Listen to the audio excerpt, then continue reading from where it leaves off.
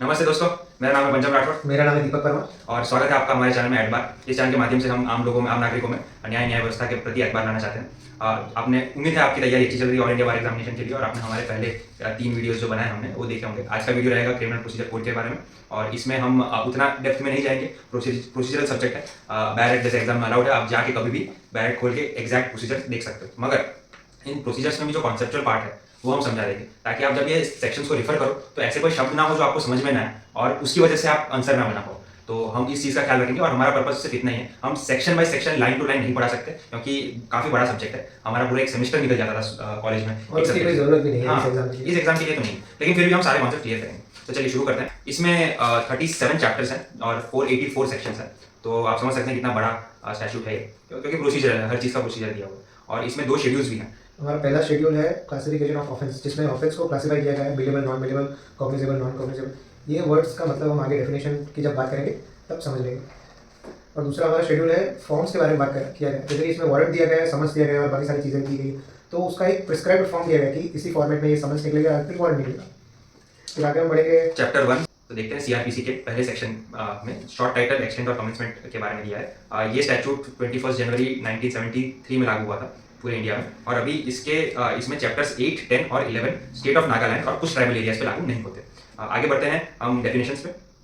Definition में हमारी पहली डेफिनेशन है बेलेबल ऑफेंस। बेलेबल ऑफेंस क्या है? तो वो फर्स्ट शेड्यूल में हमें जो बेलेबल करके बताया गया है उसको हम बेलेबल ऑफेंस में मानेंगे, और दूसरे जो ऑफेंस है उसको हम नॉन बेलेबल में मानेंगे। बेलेबल ऑफेंस काफ़ी पेटी ऑफेंस होता है जिसमें आपको पुलिस स्टेशन से ही बेल मिल सकती है, तो वो हमारे हुआ bailable offence. Non bailable offence में आपको कोर्ट में अप्रोच करना पड़ेगा, बेल एप्लीकेशन फाइल करना पड़ेगा, फिर प्रोसीडिंग्स के थ्रू आपको बेल मिलेगी या फिर नहीं मिलेगी, ये कोर्ट के डिस्क्रेशन पे रहेगा।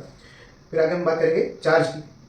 चार्ज का मतलब होता है कि जो भी हेड, मतलब जो भी आईपीसी की सेक्शन या फिर दूसरे किसी एक्ट की सेक्शन आप पर लगाई गई है उसका हेडिंग या फिर वो पूरा चैप्टर या फिर हेड, उसको चार्ज की डेफिनेशन में गिनेंगे। उसके बाद हमारा डेफिनेशन है कॉग्निजेबल ऑफेंस। तो कॉग्निजेबल ऑफेंस वो ऑफेंस है जिसको कॉग्निजेबल बताया गया है उस शेड्यूल में। कॉग्निजेबल ऑफेंस के डेफिनेशन में हम ऐसा भी कह सकते हैं कि वो सारे ऑफेंस जिसमें पुलिस जो है वो किसी भी अरेस्ट वारंट के बिना आपको अरेस्ट कर सकती है। ये कंप्लेंट है। कंप्लेंट का मतलब ओरली या इन राइटिंग, अगर मजिस्ट्रेट को हम कोई भी सूचना दे रहे हैं किसी क्राइम के बारे में जो इस क्रिमिनल कोड के उसमें आता है, दायरे में आता है, तो वो कंप्लेंट करेगी। फिर आगे देखते हैं सेक्शन ई जो है, sub section E high court के बारे में बात करते हैं। हाई कोर्ट हर स्टेट में सुप्रीम कोर्ट ने के ऑथराइज के अंडर आते हैं सारे हाई कोर्ट्स, और उसमें जो यूनियन टेरिटरीज होती है वो नियर बाई उनके जो भी टेरिटरी जो नियर बाई स्टेट है उनके हाई कोर्ट्स उनके ऊपर जुरिस्डिक्शन रखेंगे।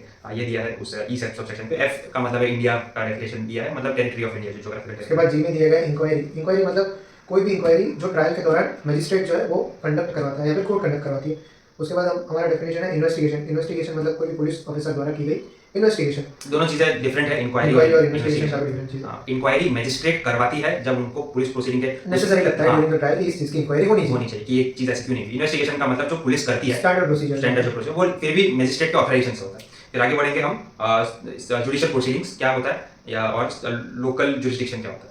जुडिशियल प्रोसीडिंग्स हमारा कोई भी ओथ के अंडर प्रोसीडिंग्स चल रहा है तो उसको हम जुडिशियल प्रोसीडिंग्स मानेंगे, जो कि कोर्ट में इनिशिएट होता है और वहीं पर होता है।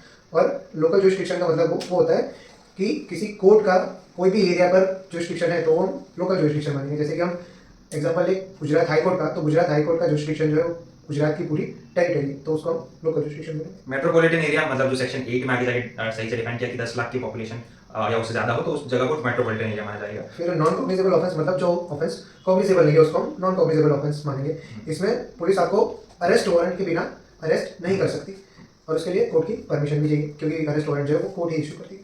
फिर आगे देखते हैं नोटिफिकेशन। जो भी ऑफिशियल गैजेट में कोई भी नोटिफिकेशन आएगा वो यहाँ उसको नोटिफिकेशन माना गया। फिर ऑफेंस का डेफिनेशन देख लेते हैं। ऑफेंस में आईपीसी में जो भी पनिशेबल एक्ट मानेंगे उसको हम ऑफेंस बोलेंगे। अगर कोई भी अदर एक्ट है जैसे कि एनडीपीएस हो गया, उसमें नार्कोटिक्स ड्रग्स के बारे में बताया गया है, तो उसमें जो भी एक्ट और ओमिशन ऑफेंस की कैटेगरी में आते हैं उसको हम ऑफेंस कहेंगे।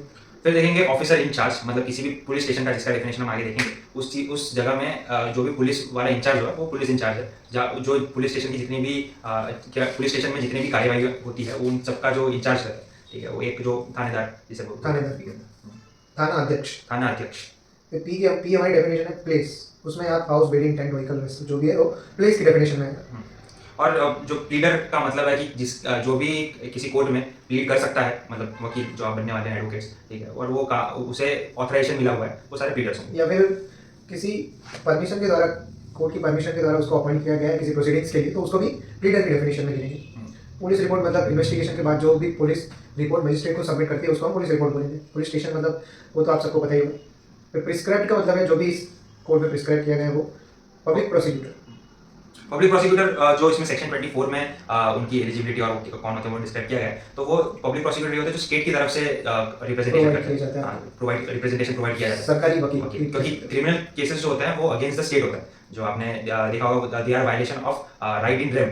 ठीक है, तो ये जो चीज़ होती है तो उसके लिए स्टेट अपॉइंट करती है वकील, और वो स्टेट अपॉइंटेड वकील को पब्लिक प्रोसिक्यूटर कहते हैं। आगे बढ़ते हैं हम सब डिवीजन का मतलब कि किसी भी डिस्ट्रिक्ट का कोई और एक सब डिवीजन किया गया उस डिस्ट्रिक्ट में भी उन्हें सब डिवीजन कहेंगे। फिर समन्स केस की बात करी गई है। समन्स केस मतलब ऐसा केस जो वारंट केस नहीं है। तो फिर वारंट केस क्या हुआ? वारंट केस एक ऐसा केस है जिसमें इम्प्रिजनमेंट जो है वो 2 साल से ज़्यादा है या फिर लाइफ इम्प्रिजनमेंट या फिर डेथ की पनिशमेंट है, तो उसको हम वारंट केस कहेंगे। विक्टिम का मतलब भी आप जानते होंगे, विक्टिम जिसने लॉस या इंजरी सफर की होती है वो विक्टिम, और जिस विक्टिम के जो रिलेटिव्स होंगे वो भी विक्टिम की डेफिनेशन में आ जाते हैं। सेक्शन 4 हमारा बात करता है trial of offence under IPC. मतलब आईपीसी में अगर कोई भी ऑफेंस दिए गए हैं तो उसको ट्राई किया जाएगा, इंक्वायर किया जाएगा और उसको ऐसे ही डिस्पोज किया जाएगा जैसे इस कोड में प्रोवाइड किया है। इस कोड में प्रोसीजर सारी प्रोवाइड की गई है, उसी के द्वारा या फिर वही प्रोसीजर फॉलो करके जो केसेस है उसको डिस्पोज किया जाएगा। फिर सेविंग्स की बात करते हैं। मतलब इस कोड में जो प्रोसीजर प्रोवाइड की है, इन जनरली इस कोड में प्रोसीजर सारे ऑफेंस की प्रोवाइड की गई है, पर अगर किसी ऑफेंस की प्रोसीजर जो स्पेशल एक्ट में प्रोवाइड की गई है तो उस प्रोसीजर को फॉलो किया जाएगा। सेविंग्स का मतलब हर स्टैट्यूट में सेम ही रहेगा, यही होता है। आगे देखते हैं चैप्टर 2। इसमें constitution of criminal courts and officers के बारे में दिया गया। मतलब बेसिकली इसमें जजेस और उनकी हायरार्की, टाइप्स ऑफ कोर्ट्स, ये सब इसमें डिस्कस किया गया है। तो इसमें पहला जो सेक्शन है इस चैप्टर में, section 6 classes of criminal courts. इसमें बताया गया कि एक कोर्ट ऑफ सेशन होगा, फिर उसके अंदर होगा JMFC judicial magistrate of first class या फिर मेट्रोपॉलिटन एरिया में मेट्रोपॉलिटन मजिस्ट्रेट, या फिर और उसके बाद होगा उसके अंडर में judicial magistrate of second class, और फिर उसके अंदर जो भी एग्जीक्यूटिव मजिस्ट्रेट है वो सारे हैं। एग्जीक्यूटिव मजिस्ट्रेट हम आगे देखेंगे क्या होता है। फिर देखते हैं section 7 territorial divisions. Territorial division का मतलब कोई भी डिस्ट्रिक्ट जो है उसको अलग अलग डिवीजन में डिवाइड किया गया, या फिर कोई भी स्टेट है उसको अलग अलग डिस्ट्रिक्ट में डिवाइड किया गया है तो उसको हम टेरिटोरियल डिवीजन कहेंगे, और फिर उन डिवीजन को सब डिवीजन में भी डिवाइड किया जाता है। फिर मेट्रोपॉलिटन एरिया, जैसे हमने डेफिनेशंस में डिस्कस किया था कि 10 लाख की पॉपुलेशन से ज़्यादा वाले एरिया को मेट्रोपॉलिटन एरिया डिस्क्राइब किया जाता है। और बाय डिफॉल्ट बॉम्बे, कलकत्ता, मद्रास और अहमदाबाद ये सारे मेट्रोपॉलिटन एरिया में माने जाएंगे। फिर देखते हैं सेक्शन 9 कोर्ट ऑफ सेशन। तो कोर्ट ऑफ सेशन जो है वो स्टेट गवर्नमेंट एस्टैब्लिश करेंगी, और इसमें जो भी ऑफिसर्स है जैसे कि जजेस हो गए, प्रिसाइडिंग ऑफिसर्स वो सारे हाई कोर्ट अपॉइंट करेंगे। अब इसमें हायरार्की अगर हम सिंपल देख ले तो सुप्रीम कोर्ट है, फिर हाई कोर्ट है, फिर उसके नीचे सेशंस कोर्ट है, फिर उसके बाद चीफ जुडिशियल मजिस्ट्रेट है, और उसके साथ साथ जो है वो एडिशनल चीफ जुडिशियल मजिस्ट्रेट चल रहे हैं सारे, और उसके अंडर जो आते हैं वो असिस्टेंट आते हैं, फिर आता है सबऑर्डिनेट, और उसमें ही जेएमएफसी मतलब judicial magistrate of first class, फिर judicial magistrate of second class, और उसके बाद एग्जीक्यूटिव मजिस्ट्रेट सारे आते हैं। तो वही ये बात करता है। सेक्शन 10 जैसे बात करता है सबऑर्डिनेट ऑफ असिस्टेंट सेशन जज। फिर सेक्शन 11 बात करता है कोर्ट ऑफ जुडिशियल मजिस्ट्रेट। फिर सेक्शन 12 जो बात करता है वो है चीफ जुडिशियल मजिस्ट्रेट और एडिशनल चीफ जुडिशियल मजिस्ट्रेट। कुछ टर्म है जैसे कि एडिशनल है, फिर असिस्टेंट है, चीफ है और सबऑर्डिनेट है। एडिशनल जो है उसकी पावर इक्विवेलेंट होगी, जैसे कि चीफ जुडिशियल मजिस्ट्रेट है उसके साथ एडिशनल चीफ जुडिशियल मजिस्ट्रेट, दोनों की पावर सेम होगी। अगर सबऑर्डिनेट उसको बताया गया है, असिस्टेंट चीफ जुडिशियल मजिस्ट्रेट बताया गया है, तो उसकी पावर उससे एक क्लास कम होगी। फिर एग्जीक्यूटिव मजिस्ट्रेट के पास कोई जुडिशियल पावर नहीं होती, वो बस प्रोसीडिंग्स चलाने के लिए, रेगुलेट करने के लिए, अगर केस डिस्पोज करने की पावर उसके पास नहीं होती। अनलेस रेवेन्यू के केसेस की हम बात करें तो वो रेवेन्यू की पावर एग्जीक्यूटिव मजिस्ट्रेट के पास होती है, जिसको कलेक्टर भी बोलते हैं। सेक्शन 13 हमारा बात करता है स्पेशल जुडिशियल मजिस्ट्रेट। इसको भी हाई कोर्ट अपॉइंट करती है, और स्पेशल जुडिशियल मजिस्ट्रेट का मतलब है किसी स्पेशल क्लास ऑफ ऑफेंस के लिए उसको मजिस्ट्रेट बनाया गया है, या फिर किसी स्पेशल एरिया के लिए बनाया गया है तो वो स्पेशल जुडिशियल मजिस्ट्रेट हो जाएगा।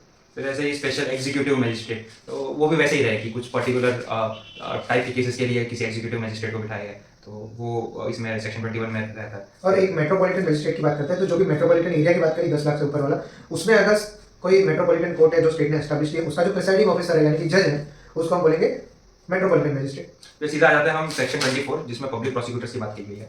पब्लिक प्रोसिक्यूटर मतलब जो सरकारी वकील जिसे कहते हैं, वो अपॉइंट होते हैं 10 साल के एक्सपीरियंस चाहिए उसके लिए। वैसे ही आगे उसमें सेक्शन 25 में असिस्टेंट पब्लिक प्रोसिक्यूटर की बात की गई। सिमिलर क्वालिफिकेशन होता है, बस पब्लिक प्रोसिक्यूटर का असिस्टेंट होता है। फिर देखते हैं सेक्शन 25A में डायरेक्टरेट ऑफ प्रोसिक्यूशन। उसमें ये जो सारे पब्लिक प्रोसिक्यूटर है उसको रेगुलेट करने वाली अथॉरिटी है, वो डायरेक्टरेट ऑफ प्रोसिक्यूशन बताया गया है यहाँ पर। तो पीपीज और एपीपीज डायरेक्टर ऑफ प्रोसिक्यूशन को रिपोर्ट सिंपल डेफिनेशन। चैप्टर 3 आगे हमारा बात करता है पावर्स ऑफ कोर्ट। उसमें पहला सेक्शन दिया गया है courts by which offences are triable, मतलब कौन से कोर्ट जो है वो ऑफेंसेस ट्राई कर सकते हैं। तो आईपीसी में जितने भी ऑफेंसेस दिए गए हैं उसको हाई कोर्ट या फिर सेशंस कोर्ट जो है वो ट्राई कर सकती है और वो केस डिस्पोज कर सकती है। उसके बाद हमारा बात किया गया है 27 में jurisdiction in case of juvenile. 16 year से कम होने चाहिए और इसमें स्पेशल एक्ट है इसका, जुवेनाइल जस्टिस एक्ट और चिल्ड्रंस एक्ट, ठीक है, तो वो इसके अंडर आ जाता है, ये सेक्शन रेगुलेट करता है जुवेनाइल्स की जो भी प्रोसीडिंग्स है वो सारी। फिर सेक्शन 28 हमारा बात करता है sentences which high court and session जजेस मे पास। तो उसमें हाई कोर्ट जो है वो कोई भी सेंटेंस पास कर सकता है, सेशंस कोर्ट सेशन जज या फिर एडिशनल सेशन जज है वो भी कोई भी सेंटेंस पास कर सकता है जो कि आईपीसी में प्रिस्क्राइब किए गए। डेथ सेंटेंस के लिए उसे हाई कोर्ट से कंफर्मेशन चाहिए, परमिशन नहीं कंफर्मेशन चाहिए हाई कोर्ट का। असिस्टेंट सेशंस जज जो होते हैं वो डेथ पनिशमेंट नहीं दे पाएंगे, वो उसके लाइफ इम्प्रिजनमेंट या फिर 10 साल से ऊपर की कोई भी सजा है वो असिस्टेंट सेशन जज नहीं दे सकता। डेथ लाइफ और 10 साल से ऊपर मतलब 10 साल के नीचे कोई भी जो ऑफेंस है उसकी पनिशमेंट प्रिस्क्राइब है तो वो ऑफेंस ट्राई कर सकता है कौन, असिस्टेंट सेशन जज। फिर देखते हैं मैजिस्ट्रेट्स, सेंटेंसेस बाय मैजिस्ट्रेट्स। उसमें चीफ जुडिशियल मजिस्ट्रेट जो है वो डेथ सेंटेंस, लाइफ इम्प्रिजनमेंट या फिर 7 साल तक की सजा दे सकता है। फिर जेएमएफसी मतलब जुडिशियल मजिस्ट्रेट फर्स्ट क्लास जो है वो 3 साल तक और 10,000 फाइन, ये दोनों में से कोई भी ऑफेंस है तो उतनी सजा JMFC judicial magistrate first class दे सकता है। और सेकंड जेएमएफसी जो जेएमएससी कहते हैं जुडिशियल मजिस्ट्रेट सेकंड क्लास, वो 1 साल की सजा या 5,000 रुपए के फाइन तक की सजा वो दे सकता है। उसके बाद चीफ मेट्रोपॉलिटन मजिस्ट्रेट की बात की गई है जिसके पावर्स जो है वो चीफ जुडिशियल मजिस्ट्रेट की तरह ही होता है जो कि डेथ या फिर लाइफ इम्प्रिजनमेंट या फिर 7 साल से नीचे तक की सजा दे सकता है। मतलब डेथ नहीं दे सकता, लाइफ इम्प्रिजनमेंट नहीं दे सकता या फिर 7 साल से ऊपर की कोई सजा नहीं दे सकता, अप टू 7 इयर्स तक की पनिशमेंट दे सकता है कौन, चीफ जुडिशियल मजिस्ट्रेट और चीफ मेट्रोपॉलिटन मजिस्ट्रेट। उसके बाद हम आगे बढ़ते हैं सेक्शन 30 की तरफ जो कि बात करता है sentences of imprisonment in default of fine.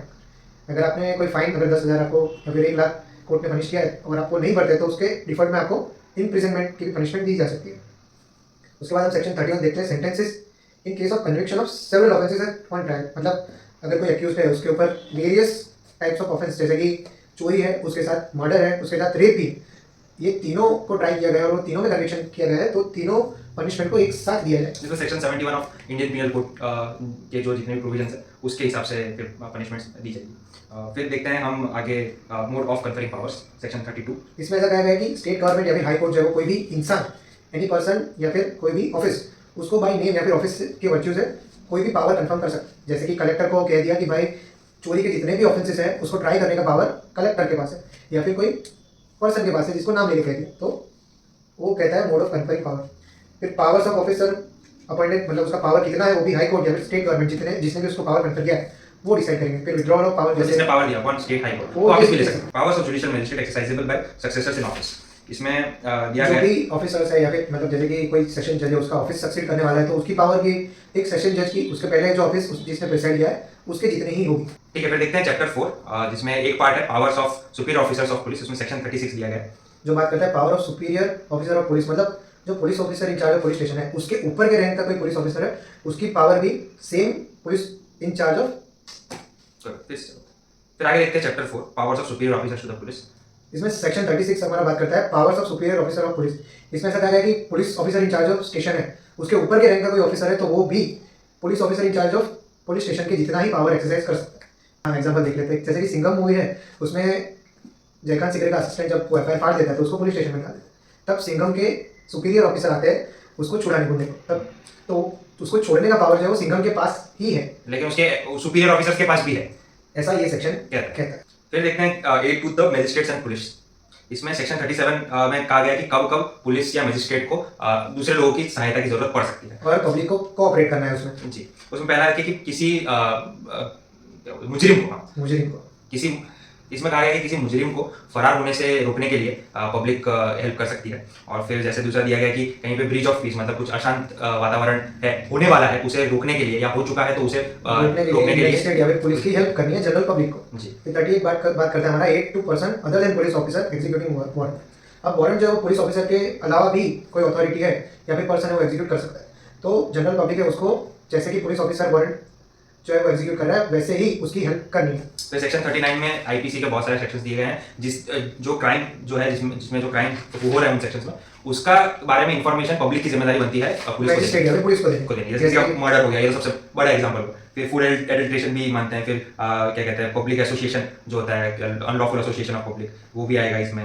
फिर ऐसे बहुत सारे सेक्शंस है। फिर आगे हम बात करते हैं सेक्शन 40 की जो कि duty of officer employed in connection with the affairs of a village to make certain report. इसमें सिंपली ऐसा कहा गया है कि अगर कोई इंसान किसी गांव के लिए या फिर उसके अफेयर्स के लिए वहाँ पर एम्प्लॉय किया गया है जैसे कि पंचायत और उसके मेंबर्स हैं तो उसको कुछ रिपोर्ट्स जो है वो मजिस्ट्रेट या फिर पुलिस को सबमिट करने हैं। जैसे कि कोई क्राइम कमिट होने वाला है या फिर पॉसिबिलिटी है कोई क्राइम कमिट करने वाले या फिर किसी का इंटेंशन है वो बात कर रहा है ऐसे पब्लिक में जाकर कि भाई मैं जाकर मर्डर कर दूंगा इसका, तो वो ऑफिसर की जिम्मेदारी बनती है वो उसको रिपोर्ट करने की। किसको करेगा? नियरेस्ट मैजिस्ट्रेट को करेगा। फिर आगे देखते हैं चैप्टर 5 में अरेस्ट ऑफ पर्संस। उसमें सेक्शन 41 में दिया गया कि कब वारंट के बिना पुलिस किसी इंसान को अरेस्ट कर सकती है। तो वो किसी भी कॉग्निजेबल ऑफेंस के लिए किसी भी इंसान को अरेस्ट कर सकती है। कॉग्निजेबल ऑफेंस का मतलब कि जिसकी सजा 7 साल से ज्यादा हो, वैसे ऑफेंसेस को कॉग्निजेबल ऑफेंसेस माना जाएगा, जिसका कॉग्निजेंस पुलिस लेती है। फिर आगे हमारा सेक्शन 41 ए बात करता है notice of appearance before police officer. तो इसमें रीजनेबल सस्पिशन है पुलिस ऑफिसर को कि आपने कोई कॉग्निजेबल ऑफेंस कमिट किया है, तो पुलिस ऑफिसर जो है वो आपको एक नोटिस भेजेंगे कि आप पुलिस स्टेशन में अपीयर हो जाए, और वो पर्सन की ड्यूटी होगी वहाँ पुलिस स्टेशन में जाना और वो ऑर्डर से कंप्लाई करना। फिर देखते हैं सेक्शन 41 बी में, जिसमें procedure of arrest and duties of officer making arrest. इसी बात की है, मतलब पुलिस ने अपना यूनिफॉर्म पहना होना चाहिए, उसमें बैच में उसका नाम लिखा होना चाहिए, क्लियरली लिखा होना चाहिए कि भाई ये पुलिस पुलिस। हाँ, इन लोग इंसान को पता होना चाहिए इसको अरेस्ट करा है, मैं पुलिस से अरेस्ट हो रहा हूँ। फिर उसमें एक मेमोरेंडम बनाना होता है, फिर उसको एक विटनेस की साइन करवानी होती है अरेस्ट होने के टाइम पर। फिर जो इंसान अरेस्ट हो रहा है उसका काउंटर साइन करवाना होता है। फिर ऐसा कोई इंसान जो कि अरेस्ट होने वाले इंसान का फैमिली मेंबर है या फिर फ्रेंड है, उसको इन्फॉर्म करना है कि भाई आपका ये पोता है वो अरेस्ट हो चुका है, वो भी साइन करेगा। ठीक है। फिर 41 से हमारा बात करता है control room at district.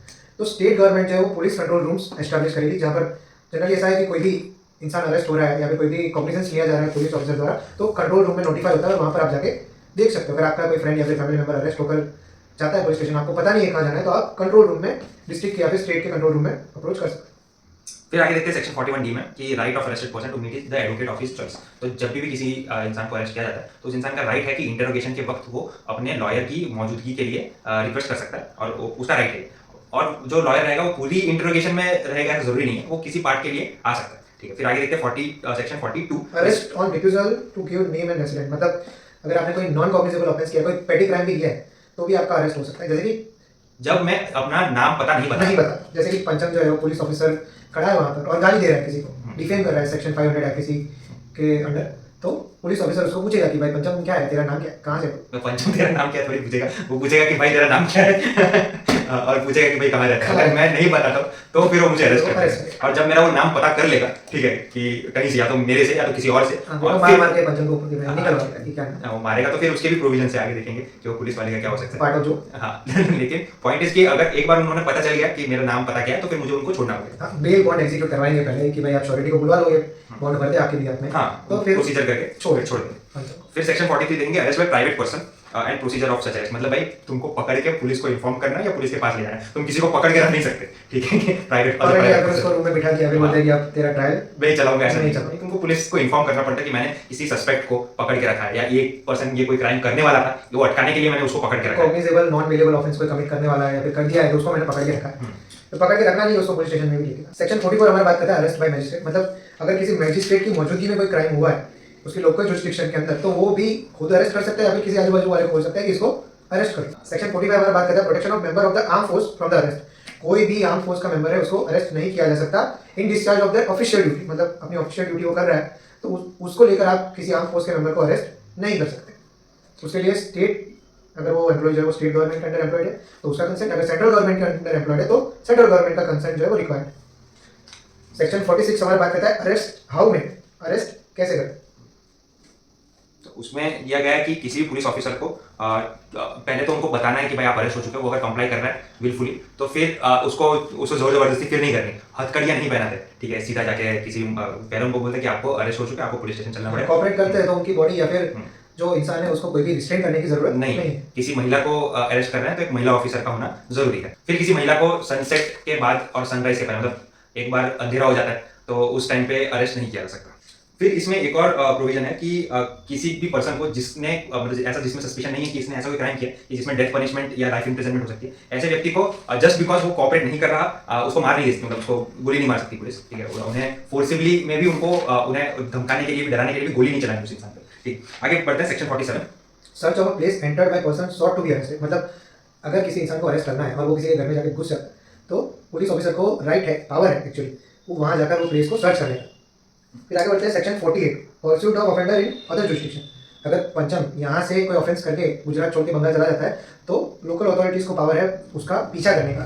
Other jurisdiction में। बिल्कुल। और सेक्शन 49 कहता है नो अननेसेसरी रिस्ट्रेंट, मतलब उसके ऊपर और इसकी बस सिर्फ वो भाग ना जाए, इसके अलावा कोई और रिस्ट्रेंट नहीं होना चाहिए, नहीं इसको खाना नहीं मिलेगा, इसको पानी मत दो, ऐसे कोई रिस्ट्रेंट नहीं होना चाहिए। एकदम हाँ, पैक करके जकड़ के रखो, ऐसा नहीं, बस वो भागना नहीं चाहिए, उतना ही रिस्ट्रेंट होना चाहिए उस पर। वैसे सेक्शन 50 में कहते हैं कि भाई उसे किसी भी पर्सन को अगर वारंट के बिना अरेस्ट कर रहे हैं तो उसको वो किस क्राइम, किस गुनाह के तहत उसको अरेस्ट किया जा रहा है, वो पूरी इन्फॉर्मेशन कम्युनिकेट की हुई होनी चाहिए, उसको पता होना चाहिए कि मैं किस चीज के लिए अरेस्ट हो रहा हूँ। वैसे ही इसमें अगर नॉन बेलेबल ऑफेंस के लिए उसे अरेस्ट किया जा रहा है तो उसको ये बताना चाहिए, पुलिस की जिम्मेदारी होती है कि उसे बताए कि इस केस में आपको बेल मिल जाएगी और बेल का अमाउंट ये है। और एक और बात, बेलेबल ऑफेंस जो है उसमें बेल जो है वो आपका राइट है, और जो नॉन बेलेबल ऑफेंस है उसमें भी बेल ग्रांट होती है, पर वो डिस्क्रेशन ऑफ कोर्ट है, वो आपका मैटर ऑफ राइट नहीं है। तब वो डिस्क्रेशन ऑफ कोर्ट बन जाता है कब, जब बेल आप सॉर्ट कर रहे हैं नॉन बेलेबल ऑफेंस के लिए। फिर आगे बढ़ते हैं सेक्शन 50A, जो obligation of person making arrest to inform about arrest, मतलब टू अ नॉमिनेटेड पर्सन, मतलब अगर दीपक जो है वो उसको पुलिस उठा लेती है तो उसे दीपक के फ्रेंड या फैमिली मेंबर को बोलना पड़ेगा कि भाई हमने इसको अरेस्ट किया है। और फिर मैं कहूंगा कि इसको पता होगा कि मेरा अरेस्ट हो चुका है। तो जिस पर्सन को अरेस्ट किया उसको एक फोन कॉल करने के लिए एक राइट है कि भाई मेरी जानकारी मेरे किसी सगे संबंधी दोस्त को मिले कि मैं अरेस्ट हो चुका हूँ और मुझे आके छुड़ा। ठीक है। फिर सर्च ऑफ अरेस्टेड पर्सन, मतलब किसी इंसान को अरेस्ट किया है तो उसको सर्च करना भी एक पुलिस की पावर में आता है। फिर वैसे section 52 power to seize offensive weapons, मतलब वो किसी को सर्च कर रहा है, उसके पास से कोई चाकू या कोई बंदूक या कोई ऐसा हथियार मिल रहा है जिससे किसी का वो नुकसान कर सकता है, किसी को चोट पहुंचा सकता है, तो वो हथियार उस पावर है, मतलब पुलिस के पास पावर है कि वो हथियार अपने पास रख ले। 53 हमारी बात करता है examination of accused by medical practitioner at the request of the police officer, मतलब पुलिस ऑफिसर है उसको ऐसा रीजनेबल डाउट है या फिर रीजनेबल सस्पिशन है कि अगर इसका मेडिकल एग्जामिनेशन हुआ तो कोई ना कोई एविडेंस मिलेगा, तो ऐसे केस में पुलिस जो है उसको नियरेस्ट मेडिकल ऑफिसर है उसके पास ले जा सकते हैं और उसका मेडिकल एग्जामिनेशन करने की रिक्वेस्ट कर सकते हैं। और फीमेल को अरेस्ट करना है तो एक फीमेल मेडिकल ऑफिसर के निगरानी में ही उसका मेडिकल एग्जामिनेशन होना। फिर एग्जामिनेशन से मतलब है कि यहाँ पे ब्लड स्टेन, सीमन, ये सब चीज़ का सैंपल लिया जाता है डीएनए प्रोफाइलिंग वगैरह करने के लिए, और रजिस्टर्ड मेडिकल प्रैक्टिशनर से मतलब है डॉक्टर। ठीक है। फिर आगे बढ़ते हैं सेक्शन 53A, जिसमें examination of person accused of rape by medical practitioner की बात की। इसमें दोनों जो भी एक्यूज्ड है और विक्टिम है दोनों के एग्जामिनेशन की बात करता है, और इसमें सारे जो पंचम ने आगे बात करी जैसे कि ब्लड स्टेन, ब्लड सीमन, ये सारे जो है वो सैंपल्स कलेक्ट किए जाते हैं और फिर उसका मेडिकल एग्जामिनेशन होता है। इसमें पर्टिकुलर्स है जैसे कि उसका नाम क्या है एक्यूज का, फिर एड्रेस क्या है, एज क्या है, ये सारी चीज़ को नोट किया जाएगा मेडिकल एग्जामिनेशन रिपोर्ट। फिर सेक्शन 54 बात करता है कि कभी भी जो ये मेडिकल एग्जामिनेशन करवाना है पुलिस को किसी अक्यूज का, तो वो सेंट्रल या स्टेट गवर्नमेंट से ऑथराइज्ड मेडिकल प्रैक्टिशनर होना चाहिए। और फिर वही जो बात की गई है कि किसी फीमेल को अगर अरेस्ट किया है पुलिस ने तो किसी फीमेल मेडिकल प्रैक्टिशनर का होना जरूरी है। फिर 54 ये हमारी बात करता है आइडेंटिफिकेशन ऑफ पर्सन अरेस्टेड। इसमें आइडेंटिफिकेशन परेड के बारे में बोला गया है, जैसे कि आपने मूवीज में देखा होगा कि एक इंसान को पकड़ के ले जाते हैं और 4-5 इंसान को दिखाते हैं कि भाई बता इसमें से कौन सा था जिसने क्राइम कमिट किया, तो वो जो आइडेंटिफिकेशन परेड है वो 54A में दिया है।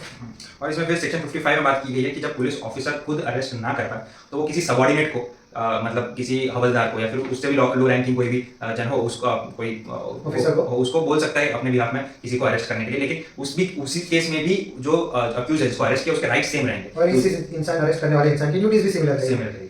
और फिर देखते हैं आगे इसकी 55A में कि health and safety of arrested person maintain होनी चाहिए, कोई उसके ऊपर अनरीजनेबल रिस्ट्रेंट नहीं होने चाहिए, वो उसका स्वास्थ्य, रीजनेबल केयर और हेल्थ जो है उसकी मेंटेन रहनी चाहिए। सेक्शन 56 कहता है कि 56 और 57 थोड़े से इंपॉर्टेंट है। सेक्शन 56 कहता है कि पुलिस ऑफिसर जो किसी भी इंसान को बिना वारंट के अरेस्ट करती है तो उसे मजिस्ट्रेट के पास पहुंचाना है उसे, और या तो बेल बेल बॉन्ड एग्जीक्यूट करके उसको छोड़ देना। फिर सेक्शन 57 स्पेसिफाई करता है कि उसे विदिन 24 आवर्स किसी भी पर्सन अक्यूज को अगर अरेस्ट किया है तो वो उस अक्यूज का राइट है, कॉन्स्टिट्यूशनल राइट भी है। अगर आप आर्टिकल 22 देखोगे कॉन्स्टिट्यूशन ऑफ इंडिया में कि उसका ये कॉन्स्टिट्यूशनल राइट है कि उसे विदिन 24 आवर्स मजिस्ट्रेट के पास लाया जाए, और अगर मजिस्ट्रेट नहीं है वहां पे मतलब या फिर अवेलेबल नहीं है तो अगर उसको ट्रैवल टाइम जो होगा वो इसमें नहीं आएगा, excluding travel time, 24 hour excluding travelling, ऐसा 167 सेक्शन में सीआरपीसी के लिए वो आगे देखेंगे। फिर 58 हमारा बात करता है पुलिस टू रिपोर्ट अप्रीहेंशन, मतलब पुलिस इंचार्ज है उसको अगर किसी का अरेस्ट उसने किया है तो उसको डिस्ट्रिक्ट मजिस्ट्रेट या फिर सब डिविजनल डिस्ट्रिक्ट मजिस्ट्रेट जो कि डीएम और एसडीएम उसको रिपोर्ट करना है कि भाई हमने इस इंसान को अरेस्ट किया हुआ। सेक्शन 59 बात करता है कि जब उस किसी भी पर्सन को जिसको अरेस्ट किया था उसे अगर बेल दे रहे हैं, उसको रिहा कर रहे हैं, तो वो उससे कुछ सिक्योरिटी भरवा के या तो किसी मैजिस्ट्रेट के स्पेशल ऑर्डर से ही उसको छोड़ सकते हैं, उसके बिना नहीं छोड़ सकते। सेक्शन 60 हमारी बात करता है power on escape to pursuit and retake, मतलब अगर आपको अरेस्ट किया है और आप भाग जाते हैं तो पुलिस ऑफिसर के पास पावर है आपको परस्यूट करने का, आपका पीछा करने का और आपको फिर से कस्टडी में ले लेने का। फिर सेक्शन 60 बात करता है फिर सेक्शन 60 बात करता है कि इस चैप्टर में जो भी प्रोसीजर फॉलो करने के लिए प्रिस्क्राइब किया है इस कोड ने, अरेस्ट करने के लिए जो भी प्रोसीजर इसमें प्रिस्क्राइब। फिर सेक्शन 60 में ये बात होती है कि इस चैप्टर में जो कोड प्रिस्क्राइब किया गया है वही कोड फॉलो करना है। इस कोड में जो चैप्टर में कोड नहीं होता है, यार कोड में चैप्टर फिर सेक्शन 60 ये बात करता है कि इस कोड में जो ये जो प्रोसीजर प्रेस्क्राइब किया गया है, पुलिस ऑफिसर्स को वही कोड फॉलो करना है। वही प्रोसीजर फॉलो करके अरेस्ट करना है। चलिए शुरू करते हैं चैप्टर 6 से, जिसमें प्रोसेस टू कंपेल अपीलियंस की बात की गई है कि किसी व्यक्ति को जो कोर्ट में ले आना है तो उसके लिए क्या प्रोसीजर है, उसको कैसे कंपेल किया जाए कोर्ट में आने आने के के लिए। कौन कौन से रास्ते हैं। तो सबसे पहले तो उसको समन्स जा सकता है। तो समन्स क्या कौन दे सकता है? कोर्ट दे सकता है समन्स, जज दे सकता है। किसको समन्स क्या होता है? बुलावा एक तरह से। हाँ, और राइटिंग में होना चाहिए, उस पर प्रिसाइडिंग ऑफिसर की सिग्नेचर होनी चाहिए। फिर सेक्शन 62 में कहा गया है कि समन्स हाउस है, तो कैसे समन्स सर्व किया जाना चाहिए। उसमें समन जो है वो एक पुलिस ऑफिसर के द्वारा दिए जाना चाहिए। जाके वो वहाँ पे जिस पर्सन को समन कर रहा है वो उसको जाके वो जो ऑर्डर है, समन का ऑर्डर है, वो दिखाएगा। उसको डुप्लीकेट में होगा तो एक में वो साइन करेगा, साइन की हुई कॉपी वो वापस ले जाएगा और एक उसको थमा देगा, ठीक है। और फिर उसका जो और फिर सेक्शन 63 में कहा गया है service of summons on corporate bodies societies. तो उसमें किसको किसको दे सकता है? किसी प्राइवेट कंपनी या किसी कॉर्पोरेट बॉडी में उसके सेक्रेटरी को दे सकता है, उनके उस कंपनी के सेक्रेटरी को, या तो वहाँ के लोकल मैनेजर को, या फिर प्रिंसिपल ऑफिसर, तीन में से किसी को भी दे सकते हैं। फिर सेक्शन 64 देखेंगे कि पर summon service of summons when person who is summon can not be found. अगर वो इंसान मिल नहीं रहा जिसको समन करना है तो उसके फैमिली में से जो भी मेल मेंबर होगा कोई, तो उसको दे सकते हैं। ये थोड़ा जेंडर बायस है इसमें, पता नहीं क्यों, ठीक है। लेकिन और इसमें फिर आगे हम हाँ। 125 पढ़ेंगे तब भी पता चलेगा कि ये न्यूट्रलाइज कर देता है। हाँ। फिर इसमें लेकिन सेक्शन 64 में एक एक्सेप्शन है कि उस कोई सर्वेंट को समन नहीं कर सकते, ठीक है, कि कोई उनके उस घर के नौकर को समन की नोटिस नहीं दे सकते। फिर देखते हैं सेक्शन 65 में, जिसमें प्रोसीजर दिया है समन का कि जब service can not be effected as before provide. तो मतलब इसमें कोई व्यक्ति है ही नहीं घर में, ठीक है, तो क्या करेंगे? तो वहाँ पे एक कॉन्स्पिक्वस पार्ट में, घर के कॉन्स्पिक्वस का मतलब क्या हुआ कि ऐसा पार्ट जो जाहिर दिख रहा है, जो इजीली नोटिसेबल है किसी को भी, घर से गुजरते वक्त या घर में एंटर करते वक्त या घर से बाहर से दिख रहा है वो पार्ट, वैसे पार्ट में वो सब जो नोटिस है वहाँ पे लगा देंगे, ठीक है। उसको भी ड्यूली सर्व किया है समन्स, ऐसा माना जाएगा, बिल्कुल। फिर उसमें सिग्नेचर की जरूरत नहीं पड़ेगी उस मतलब अगर कॉन्स्पिक्यूअस पार्ट में लगाया है तो। फिर सर्विस ऑन गवर्नमेंट सर्वेंट्स, तो कोई गवर्नमेंट सर्वेंट को उनकी ऑफिशियल कैपेसिटी में अगर समन किया जा रहा है तो उसका समन जो है उस गवर्नमेंट सर्वेंट के हेड ऑफ डिपार्टमेंट को जाएगा, जो उसके ऑफिस में जो हेड है उनको जाएगा, और वो अपने मतलब उस पर्टिकुलर एम्प्लॉय को देंगे, तो उस हेड की सिग्नेचर जरूरी है उसमें। और फिर देखते हैं section 67 service of summons outside local limits. जब लोकल लिमिट्स के बाहर किसी को समन करें तो उसकी एक डुप्लीकेट कॉपी वहाँ के जो लोकल मजिस्ट्रेट है उसको देनी पड़ेगी और वो उस समन को एनफोर्स करेंगे। फिर देखते हैं सेक्शन 68 में, जिसमें दिया है proof of service in such cases when serving officer is not present. तो जब सर्विंग समन किया है फिर उसमें कोर्ट में कार्यवाही हो रही है और उस दौरान जो है वो ऑफिसर था जिसने वो समन सर्व किया है वो नहीं है, ट्रायल के दौरान मौजूद नहीं है, तो मैंने तो उसकी एक एफिडेविट भी चलेगी, राइटिंग में लिखा है कि मैंने इस तारीख को इस दिन को इस इंसान को ये समन नोटिस दिया था और उसका यह कॉपी रिसीविंग कॉपी, ठीक है। तो ये जो चीज़ है ये अगर रिटर्न में होगी एफिडेविट पे तो वो भी चलेगा। फिर आगे देखते हैं section 69 service of summons on witness by post. तो किसी विटनेस को बुलाना है तो उसे बाय रजिस्टर्ड पोस्ट भी बुलाया जा सकता है, और जो पोस्टल एम्प्लॉय जो होगा जो उस समन को डिलीवर कर रहा है उसकी सिग्नेचर या फिर वो उनसे सिग्नेचर लेके वो डॉक्यूमेंट भी चलेगा ये दिखाने के लिए कि विटनेस को समन डिलीवर हुआ था, उसको रिसीव हुआ था ये समन। आगे हम वारंट की बात करें तो वारंट जनरली दो टाइप के होते हैं, एक बेलेबल वारंट और एक नॉन बेलेबल वारंट। पहले आपको कोर्ट बुलाती है समन्स के थ्रू, अगर आप नहीं आते हो तो आप पे बेलेबल वारंट इशू होता है, अगर उसमें भी आप कोर्ट में प्रेजेंट नहीं होते हो तो आप पर NBW non bailable warrant issue होता है, जिसमें अगर आप प्रेजेंट नहीं होते हो बिफोर द कोर्ट तो पुलिस के पास ऑथोरिटी है कि वो आपको लेकर आए और कोर्ट के सामने प्रेजेंट करे। सेक्शन 70 बात करता है फॉर्म ऑफ वारंट, मतलब कैसा होना चाहिए। तो राइटिंग में होना चाहिए और फिर प्रिसाइडिंग ऑफिसर मतलब जिस जज ने उसको इशू किया है उसका साइन होना चाहिए, फिर कोर्ट का सील होना चाहिए, और इस दो तरीके से ये वारंट जो है वो एग्जीक्यूट हो सकता है, या तो फिर वो एग्जीक्यूट हो जाए या फिर वो कैंसिल हो जाए। फिर 71 बात करता है power to direct security to be taken, मतलब अगर आपके खिलाफ कोई वारंट इशू हुआ है तो आप उस वारंट को कैंसिल कराने के लिए या फिर उसको एग्जीक्यूट कराने के लिए सिक्योरिटी भी प्रेजेंट कर सकते हैं। जैसे कि बेल बॉन्ड हो गया, मैं एज ए सिक्योरिटी पंचम को लेकर जाता हूँ कि भाई अगर मैं अगली डेट में नहीं आया तो आप पंचम को धर लेना, या फिर उससे पैसे ले लेना, अमाउंट फिक्स होती है 5,000 10,000 15,000, या मेरे ब्याज में डिफॉल्ट हुआ हाँ। तो पंचम भरेगा 15,000, ऐसा उस तरह से श्योरिटी मेरी पंचम दे रहा है। फिर 72 हमारी बात करता है वारंट्स टू होम डायरेक्टेड, मतलब वारंट किसको डायरेक्ट किया जा सकता है।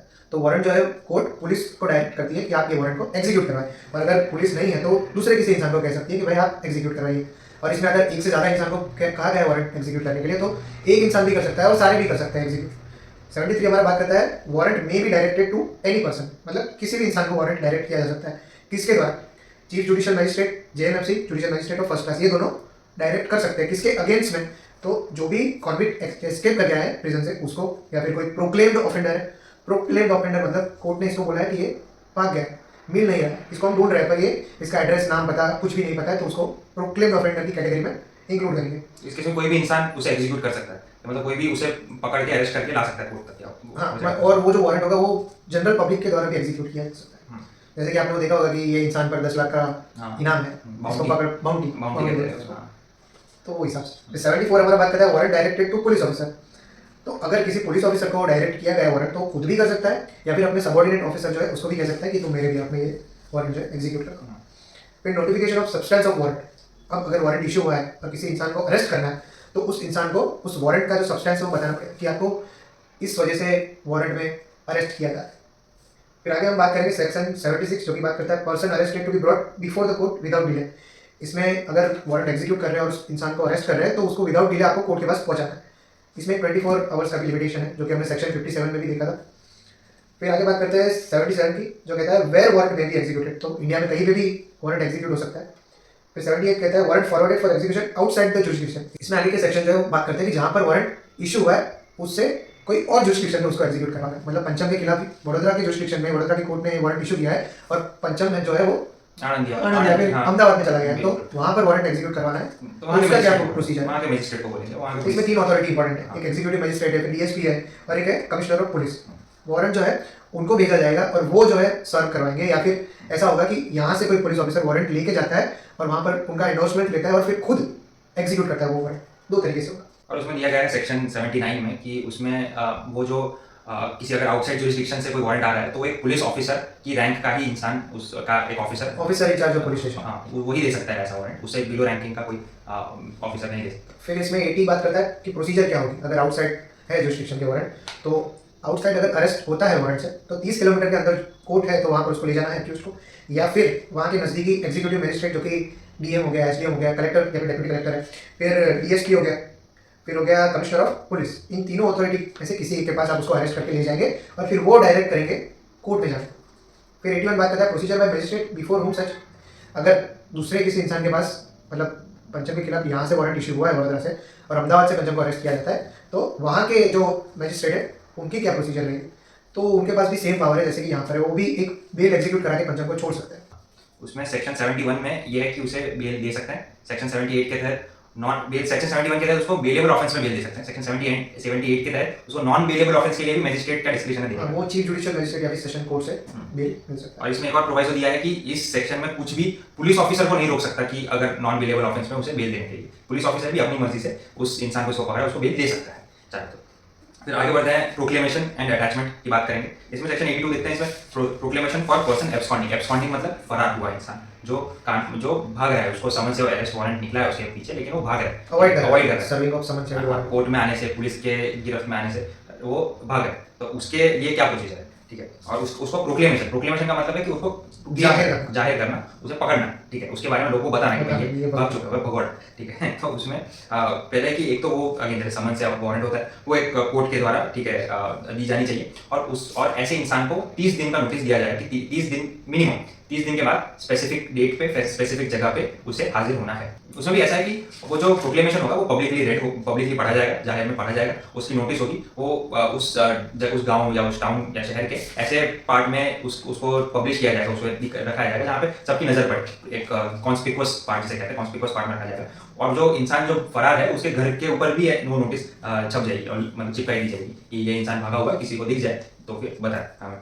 फिर उसमें ये सब न्यूज़पेपर में भी छपा देते हैं वहाँ के लोकल में, और ये सारी चीजें सेक्शन 82 में दी गई है। सेक्शन 3 में दिया गया है attachment of property of person absconding, मतलब कोई कानून की गिरफ्त में आने से भाग रहा है तो उसकी प्रॉपर्टी जो है वो अटैच की जाएगी, मतलब उसकी प्रॉपर्टी की कोर्ट फोरफिट कर सकता है। हाँ, कोर्ट अपने उसमें दायरे में ले सकता है ताकि वो इंसान अपनी प्रॉपर्टी बचाने के उसमें तो आए कम से कम, कि उसको ये डर रहेगा कि अगर मैं भाग जाऊंगा तो ये लोग मेरी मेहनत से कमाई हुई या जो भी है मेरे नाम की प्रॉपर्टी को ले लेंगे, सरकार ले लेगी या कोर्ट ले लेगी, तो इस डर से कम वो कोर्ट में पेशी दे दे। उसके भी उसका प्रोसीजर क्या है कि उसमें किसी भी वक्त जब वो नहीं आया वो कोर्ट में, उसने अपने समन से वारंट का उल्लंघन किया है तो उसके बाद से किसी भी वक्त कोर्ट ये फैसला ले सकती है कि इसकी प्रॉपर्टी हम सीज करेंगे। उसमें उस प्रॉपर्टी या उस प्रॉपर्टी का उसकी सारी प्रॉपर्टी का कोई हिस्सा वो चाहे तो ले सकती है। और वो उसको अगर वो कब ले सकती है और उसको कब उसको बेच सकती है या फिर कब ले सकती है, जब वो अरेस्ट वारंट या समन इशू कर रहा है, तब अगर कोर्ट को ये डाउट है कि मैंने इसके खिलाफ ये वारंट इशू किया है और ये अभी अपनी प्रॉपर्टी बेच के भाग जाएगा, तो वो अरेस्ट वारंट के साथ ही उसकी प्रॉपर्टी अटैचमेंट का ऑर्डर भी दे देगी। फिर उसमें अगर मान लो वो प्रॉपर्टी कोई ऐसी प्रॉपर्टी है जो उसने जो किसी को उस पर दी है, ब्याज पे दी है, ठीक है, मतलब किसी को किराए पे दी है, तो वैसी जो चीज़ है वैसी प्रॉपर्टी का में से जो रेंट आता होगा वो भी उस इंसान के बदले कोर्ट को जाएगा उस दौरान जब उसके ऊपर अटैचमेंट किया गया है। फिर अगर कोई ऐसी इमूवेबल प्रॉपर्टी है और उसमें कुछ पेरिशेबल गुड्स, मतलब उसमें चलिए कुछ कोई खेत है जिसमें कोई फसल उग रही है, तो फसल तो खराब हो जाएगी, ठीक है, तो वो उसे तुरंत उसको हार्वेस्ट करके वो फसल को काट के उसको बेच सकती है और उसमें जो पैसे आएंगे वो कोर्ट रखेगी। Expedite disposal. Expedite disposal. Section 84 बात करता है claims and objection to attachment, मतलब किसी और इंसान का इंटरेस्ट है उस प्रॉपर्टी में जो अटैच हुई है, तो वो विद इन 6 मंथ्स अपना ऑब्जेक्शन दे सकता है कोर्ट को, और अगर वो प्रूव कर पाए कि इसमें मेरा हक बनता है तो फिर वो अटैचमेंट उसका कैंसिल हो फिर जाएगा। वो 85 में होगा कि रिलीज सेल या फिर रिस्टोरेशन ऑफ अटैचमेंट, मतलब अगर आपने क्लेम किया आपका क्लेम सही है तो उसको रिलीज कर देंगे, अगर नहीं है तो सेल कर देंगे। और अगर वो इंसान जो फिराक में था, जो एब्सकॉन्ड कर रहा था, वो ये प्रूव कर दे कि भाई मुझे कोई प्रोक्लेमेशन की नोटिस मिली ही नहीं थी, या मैं जहाँ पे था मुझ तक ये खबर पहुंची ही नहीं थी कि मुझ पर वारंट लगाया, मुझे बुलाया गया कोर्ट में, तो और इसलिए मैं नहीं आ पाया, तो वो प्रॉपर्टी बेचने के बाद या जो भी पैसा मिला था वो वापस उस इंसान को रिस्टोर करेंगे। फिर आगे देखेंगे सेक्शन 86 जो है appeal from order rejecting application for restoration, मतलब अगर रिस्टोर नहीं करने में आया गया तो फिर वो हाई कोर्ट में जाकर अपील कर सकता है कोई इंसान। फिर 87 बात करता है issue of warrant in लिeu of और इन एडिशन टू सम, मतलब अगर समन इशू किया है और आप प्रेजेंट नहीं होते हो तो आपके खिलाफ फिर वारंट भी इशू कर सकते हैं उस समन्स को लेकर। फिर सेक्शन 88 कहता है power to take bond for appearance, मतलब भाई अगर तुम फाइनली ये सब करने के बाद अपीयर होते हो कोर्ट में, अटैचमेंट वगैरह जो भी हुआ उसके बाद, तो फिर तुम आगे अपीयर होगे, वहां से तुमको रिलीज करने के लिए तुमको बॉन्ड साइन करना पड़ेगा। और इनफैक्ट किसी और कोर्ट में भी तुम्हारा केस चल रहा है और वहां से भी तुम प्रोक्लेमेशन है तुम्हारा, ये तुम किसी और कोर्ट के केस के लिए तुम पेश हुई है, लेकिन तुम्हारे पे कोई और केस चल रहा है जिसके पे भी तुमको तुम्हारे लिए वारंट निकला है, तो तुम्हें उसका बॉन्ड भी भरना पड़ेगा एक बार आया हो तो। ये सब ये सेक्शन 88। फिर 89 बात करता है arrest on breach of bond for appearance, आपने बॉन्ड साइन किया है फिर भी आप अपीयर नहीं हो रहे तो आपको अरेस्ट करके अपीयर किया जाएगा, एनी हाउ आपको कोर्ट के सामने तो आना ही है। और सेक्शन 90 कहता है कि जो भी समन्स या वारंट अरेस्ट जो भी हुआ हो, ये सारे प्रोसीजर ये जो सेक्शंस थे, ये जो चैप्टर में सेक्शंस थे उसके अकॉर्डिंग ही होंगे। फिर हमारा चैप्टर 7 है आगे, जो कि बात करता है process to compare the procedure of thing. आगे हमें इंसान की बात करी गई, इसमें कोई थिंग्स है, कोई लेटर है, पेपर है या फिर कोई भी चीज़ है, उसको कैसे कोर्ट में लाया जाए उसकी प्रोसेस के बारे में बताया गया है। तो 91 हमारा बात करता है समन टू प्रोड्यूस डॉक्यूमेंट और थिंग, मतलब अगर कोई डॉक्यूमेंट है या फिर कोई भी चीज़ है वो आपके कब्जे में है और आप कोर्ट को वो चीज़ अपने पास एज एन एविडेंस बुलवानी है तो वो आपको समन भेजेंगे।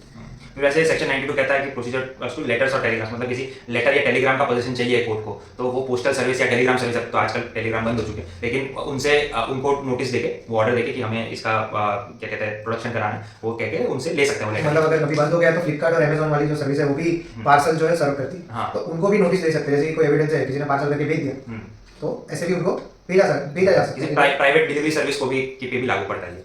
फिर आगे देखते हैं सेक्शन 93 व्हेन सर्च वारंट में बी इशू, मतलब कौन से किस्से में सर्च वारंट जो है वो इशू किया जाएगा।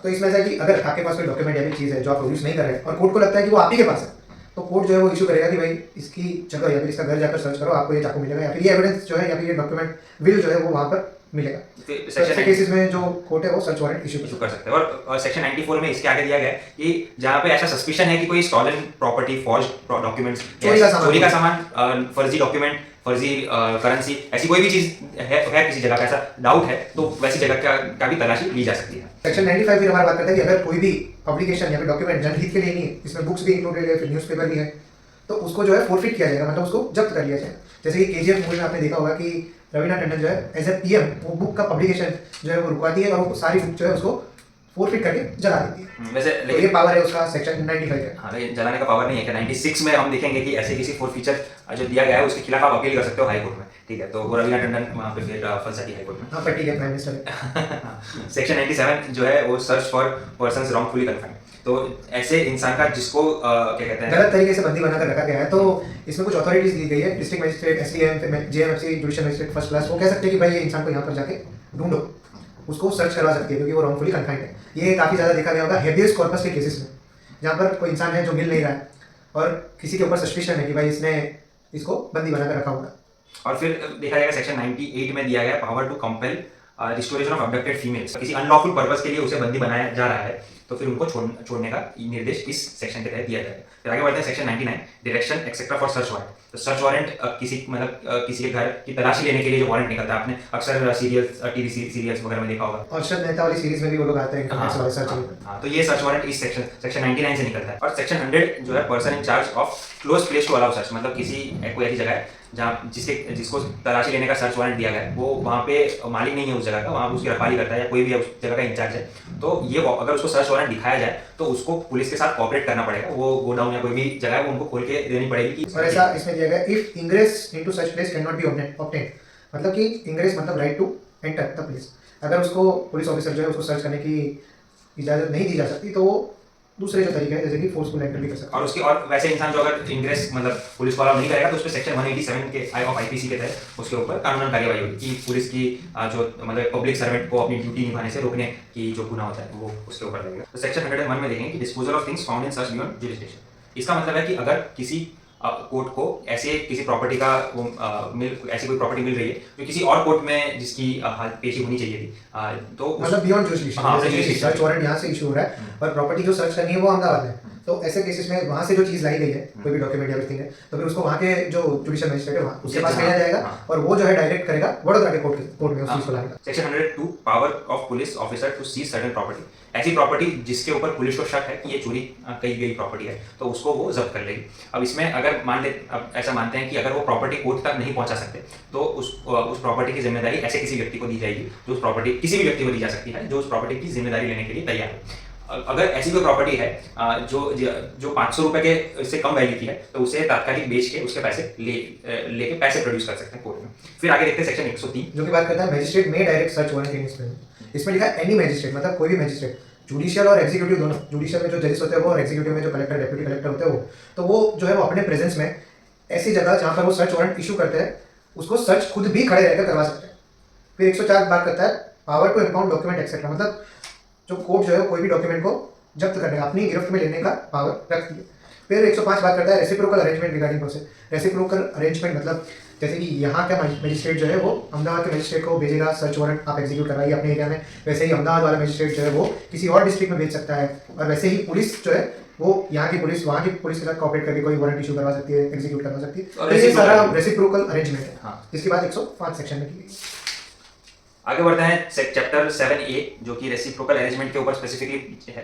Reciprocal arrangement for assistance in certain matters and procedures for attachment and forfeiture of property. तो इसमें मतलब दो पार्टीज होंगी, एक तो कॉन्ट्रैक्टिंग स्टेट होगा और दूसरा जो होगा वो आइडेंटिफाइंग स्टेट होगा। इसमें बहुत लंबा प्रोसीजर दिया गया है सेक्शन 105 में और ये सारा यही रेसिप्रोकल अरेंजमेंट की बात करता है। सिक्योरिटी मतलब पैसे की बात को सिक्योरिटी, श्योरिटी मतलब वो जो पैसे देने वाला है किसी के बिहाफ में वो श्योरिटी। बॉन्ड एक चीज है जो साइन करवाता है, वो एक रिटन डॉक्यूमेंट होता है जिसमें लिखा होता है कि भाई ये आप गुड बिहेवियर में रहोगे, आप कोई भी जो है ऑफेंस नहीं करोगे, कोई वायलेशन नहीं करोगे लॉ का, उसको कीपिंग पीस बोलते हैं। सेक्शन 106 वही बात करती है security for keeping peace on conviction. Convict हो गए हैं तो 3 साल तक का बॉन्ड साइन करवाया जाता है कि भाई आप 3 साल तक का बॉन्ड साइन करो विद और विदाउट श्योरिटी। सेक्शन 107 में कुछ ऐसे केसेस दिए हैं जहाँ पे सिर्फ 1 साल तक का वो बॉन्ड साइन करना पड़ेगा। फिर सेक्शन 108 है security for good behaviour from persons disseminating seditious matters. फिर आगे देखते हैं security for good behaviour from suspected persons, मतलब कोई सस्पेक्ट्स के ये मतलब अपना जो छुपा रहा है खुद को कोई कॉग्निजेबल ऑफेंस करने के लिए, जैसे कि गैंग्स ऑफ वसेपुर में वो कपड़ा पहन के निंजा टाइटल बन के घूमते हैं कि भाई इसको फिर मार देंगे मौका मिला तो ऐसे इंसान से भी बॉन्ड साइन करवाते हैं एग्जीक्यूटिव मजिस्ट्रेट कि भाई आप भी साइन करो। फिर आगे देखते हैं section 110 security for good behaviour from habitual offenders. अब कुछ लोगों को आदत ही हो जाती है क्राइम करने की, मसल मेमोरी बन जाती है, हाँ चोरी करने वो क्लेप्टोमेनिया बोलते हैं जिसे। रॉबर है, कोई हाउस ब्रेकर है, चोर है, या फिर ऐसा कोई इंसान जो हैबिचुअली किडनैपिंग, अबडक्शन, एक्सटॉर्शन ये सारी चीजें करता है तो उससे बॉन्ड साइन करता है। और इसके अलावा बहुत सारे अनटचेबिलिटी का ऑफेंस है। फिर आगे देखते हैं section 111 order to be made. मतलब इसमें जो ऑर्डर जो है करेंगे कोई भी डील बॉन्ड साइन करवाने का वो कैसा होना चाहिए, तो राइटिंग में होना चाहिए, उसका टर्म डिफाइन होना चाहिए और कितने नंबर ऑफ श्योरिटी और अमाउंट, ये सारा चीज इसमें रिटर्न होना चाहिए। फिर 112 कहता है प्रोसीजर क्या होगा उस ऑर्डर के रिगार्डिंग, तो जिसके खिलाफ ये ऑर्डर इशू हुआ है वो इंसान कोर्ट में आएगा, उसको ऑर्डर सुनाएंगे और उसके बाद एग्जीक्यूशन होगा। सेक्शन 113 बोलता है कि अगर वो इंसान नहीं आया तो उसके लिए फिर समन्स और वारंट्स निकालेंगे। फिर 114 बोलता है कि समन्स और वारंट के साथ जो ऑर्डर की कॉपी है वो भी भिजवा देंगे। 115 कहता है कि power dispense with personal attendance, कि एक बार आ गए तो उसके बाद फिर ये लीडर को लेकर आना है, फिर रीडिंग कराना है उनसे वही। और फिर 116 में इंक्वायरी ऑफ ट्रुथ का मतलब है कि उससे इंक्वायरी होगी कि भाई ये जो ऑर्डर उसके अगेंस्ट इशू हुआ है उसमें कितना सच है कितना झूठ है उस सब की इंक्वायरी होगी और फिर इंक्वायरी के बाद उससे बेल बॉन्ड साइन करवा देंगे, अगर इनोसेंट होगा तो छोड़ दिया जाएगा। 117 में ये बात करी गई है। 118 में भी ये कहा कि डिस्चार्ज ऑफ पर्सन अगेंस्ट, और फिर बेल बॉन्ड साइन करा दिया तो छोड़ देंगे उसको। कस्टडी में है तो इंक्वायरी के बाद छोड़ देंगे, अगर नहीं है तो उसको डिस्चार्ज कर देंगे। वही 119 कहता है कि commencement of period for which security कि इसमें सिक्योरिटी की बात करी गई 1 साल के लिए, 3 साल के लिए, कितने महीने के लिए। तो ये पीरियड जो है 1 साल 3 महीने या फिर 6 महीने, तो कब से कमेंस होगा? जब मजिस्ट्रेट वो बोलेगा उस डेट से वो पीरियड स्टार्ट होगा। फिर कंटेंट्स ऑफ द बॉन्ड, तो उसमें बॉन्ड में क्या क्या कंटेंट होगा कि लेटर केस द कमीशन, अरे यार क्या 120 से क्या बोलने का इसमें समझ में नहीं आ रहा। अरे इसमें कौन सा ऑफेंस है, फिर उसका अबेटमेंट है, फिर अच्छा कितनी इम्प्रिजनमेंट है, कितने का पैसा भरने का, फिर ब्रीच हुआ तो कितना क्या ब्रीच होगा। सेक्शन 120 में देखते हैं कि कंटेंट्स ऑफ द बॉन्ड क्या रहेंगे, कि उसने कौन सा क्राइम कमिट किया है या उस क्राइम कमिट करने वाला था, वो जो भी है उस सस्पेशन था, वो सारी चीजें लिखी होंगी उसमें। फिर उसका कितना बॉन्ड अमाउंट सेट हुआ है वो लिखा होगा, फिर इम्प्रिजनमेंट कितनी होगी अगर कुछ डिफॉल्ट हुआ तो, और श्योरिटी कौन है, ये सब चीजें उस बॉन्ड में लिखी होगी। फिर 121 बात करता है पावर टू रिजेक्ट श्योरिटीज। मतलब इसमें अगर कोर्ट ने 1 लाख का श्योरिटी मांगा है और आप किसी रास्ते में से इंसान को उठा के ले जा रहे हो, तो कोर्ट समझती है कि वो इंसान जो है डिफॉल्ट हुआ तो 1 लाख नहीं भर पाएगा। हाँ, तो ऐसे केसेस में कोर्ट जो है वो श्योरिटी को रिजेक्ट कर देती है कि भाई दूसरा श्योरिटी लेके आओ। और imprisonment in default of security, तो इस सेक्शन 122 कहता है कि अगर मतलब कि अगर आप सिक्योरिटी अमाउंट नहीं भर पाते, आपने बॉन्ड साइन किया, उसके बाद आप या फिर आपका श्योरिटी जो है वो सिक्योरिटी अमाउंट नहीं भर पाता, तो आपको फिर अरेस्ट कर दिया जाएगा फिर से। और आगे देखेंगे section 123 power to release persons in prison for failing to give security, तो फिर पैसे भर देंगे तो फिर उसको फिर छोड़ दिया जाएगा। ठीक है, ऐसे लिखा ना, power to release person in prison for failing be release without hazard to the community और to any person he may order such person to be discharged, तो छोड़ देंगे और छोड़ेंगे। जरूर बहुत लंबा लिखा है इसे भी सामने।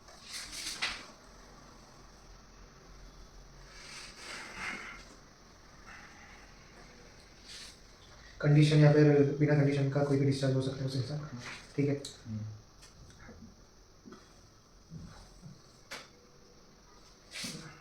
सेक्शन 123 में देखेंगे कि power to release person in prison for failing to give security, मतलब अगर फेलिंग टू गिव सिक्योरिटी देने में फेल हो जाता है, ठीक है, तो वैसे केसेस में उसका सिक्योरिटी अमाउंट कम कर दिया जाएगा या फिर दूसरी कोई कंडीशन विद और विदाउट कंडीशन इंपोज करके फिर उसको छोड़ देंगे।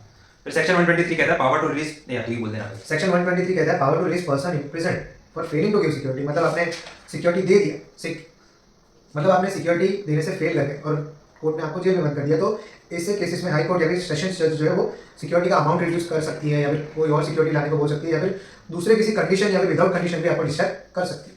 फिर सेक्शन 124 बात करता है security for unexpired period of bond, मतलब आपकी सिक्योरिटी अगर आपने किसी बॉन्ड पे साइन किया है वो 3 साल का है और 1 साल के बाद आपका सिक्योरिटी होता है कि अब मैं इसकी श्योरिटी नहीं बनना चाहता, तो दूसरे पीरियड के लिए आपको कोई और श्योरिटी अरेंज करना है, कोई और सिक्योरिटी अरेंज करना है अनएक्सपायर्ड टर्म्स के लिए। आगे बढ़ते हैं chapter 9 order for maintenance of wife children and parents. इसमें सेक्शन 125 में देखेंगे कि कौन कौन लायबल है, इसमें मतलब कौन किन किन का राइट बनता है ये मेंटेनेंस लेना। तो पहले तो किसी भी इंसान की वाइफ जो खुद को मेंटेन नहीं कर सकती, फिर उनके उसके लेजिटिमेट या एलिजिमेट चाइल्ड जो माइनर है 18 साल से कम उम्र के आयु के जो बच्चे हैं उनके उसके। फिर सेक्शन उसमें सबसेक्शन सी बात करता है ऐसे लेजिटिमेट या एलिजिमेट मतलब नाजायज या नाजायज औलाद किसी की जो 18 साल के उससे ऊपर है लेकिन फिर भी फिजिकली या मेंटली केपेबल नहीं है खुद को मेंटेन कर सकने के लिए।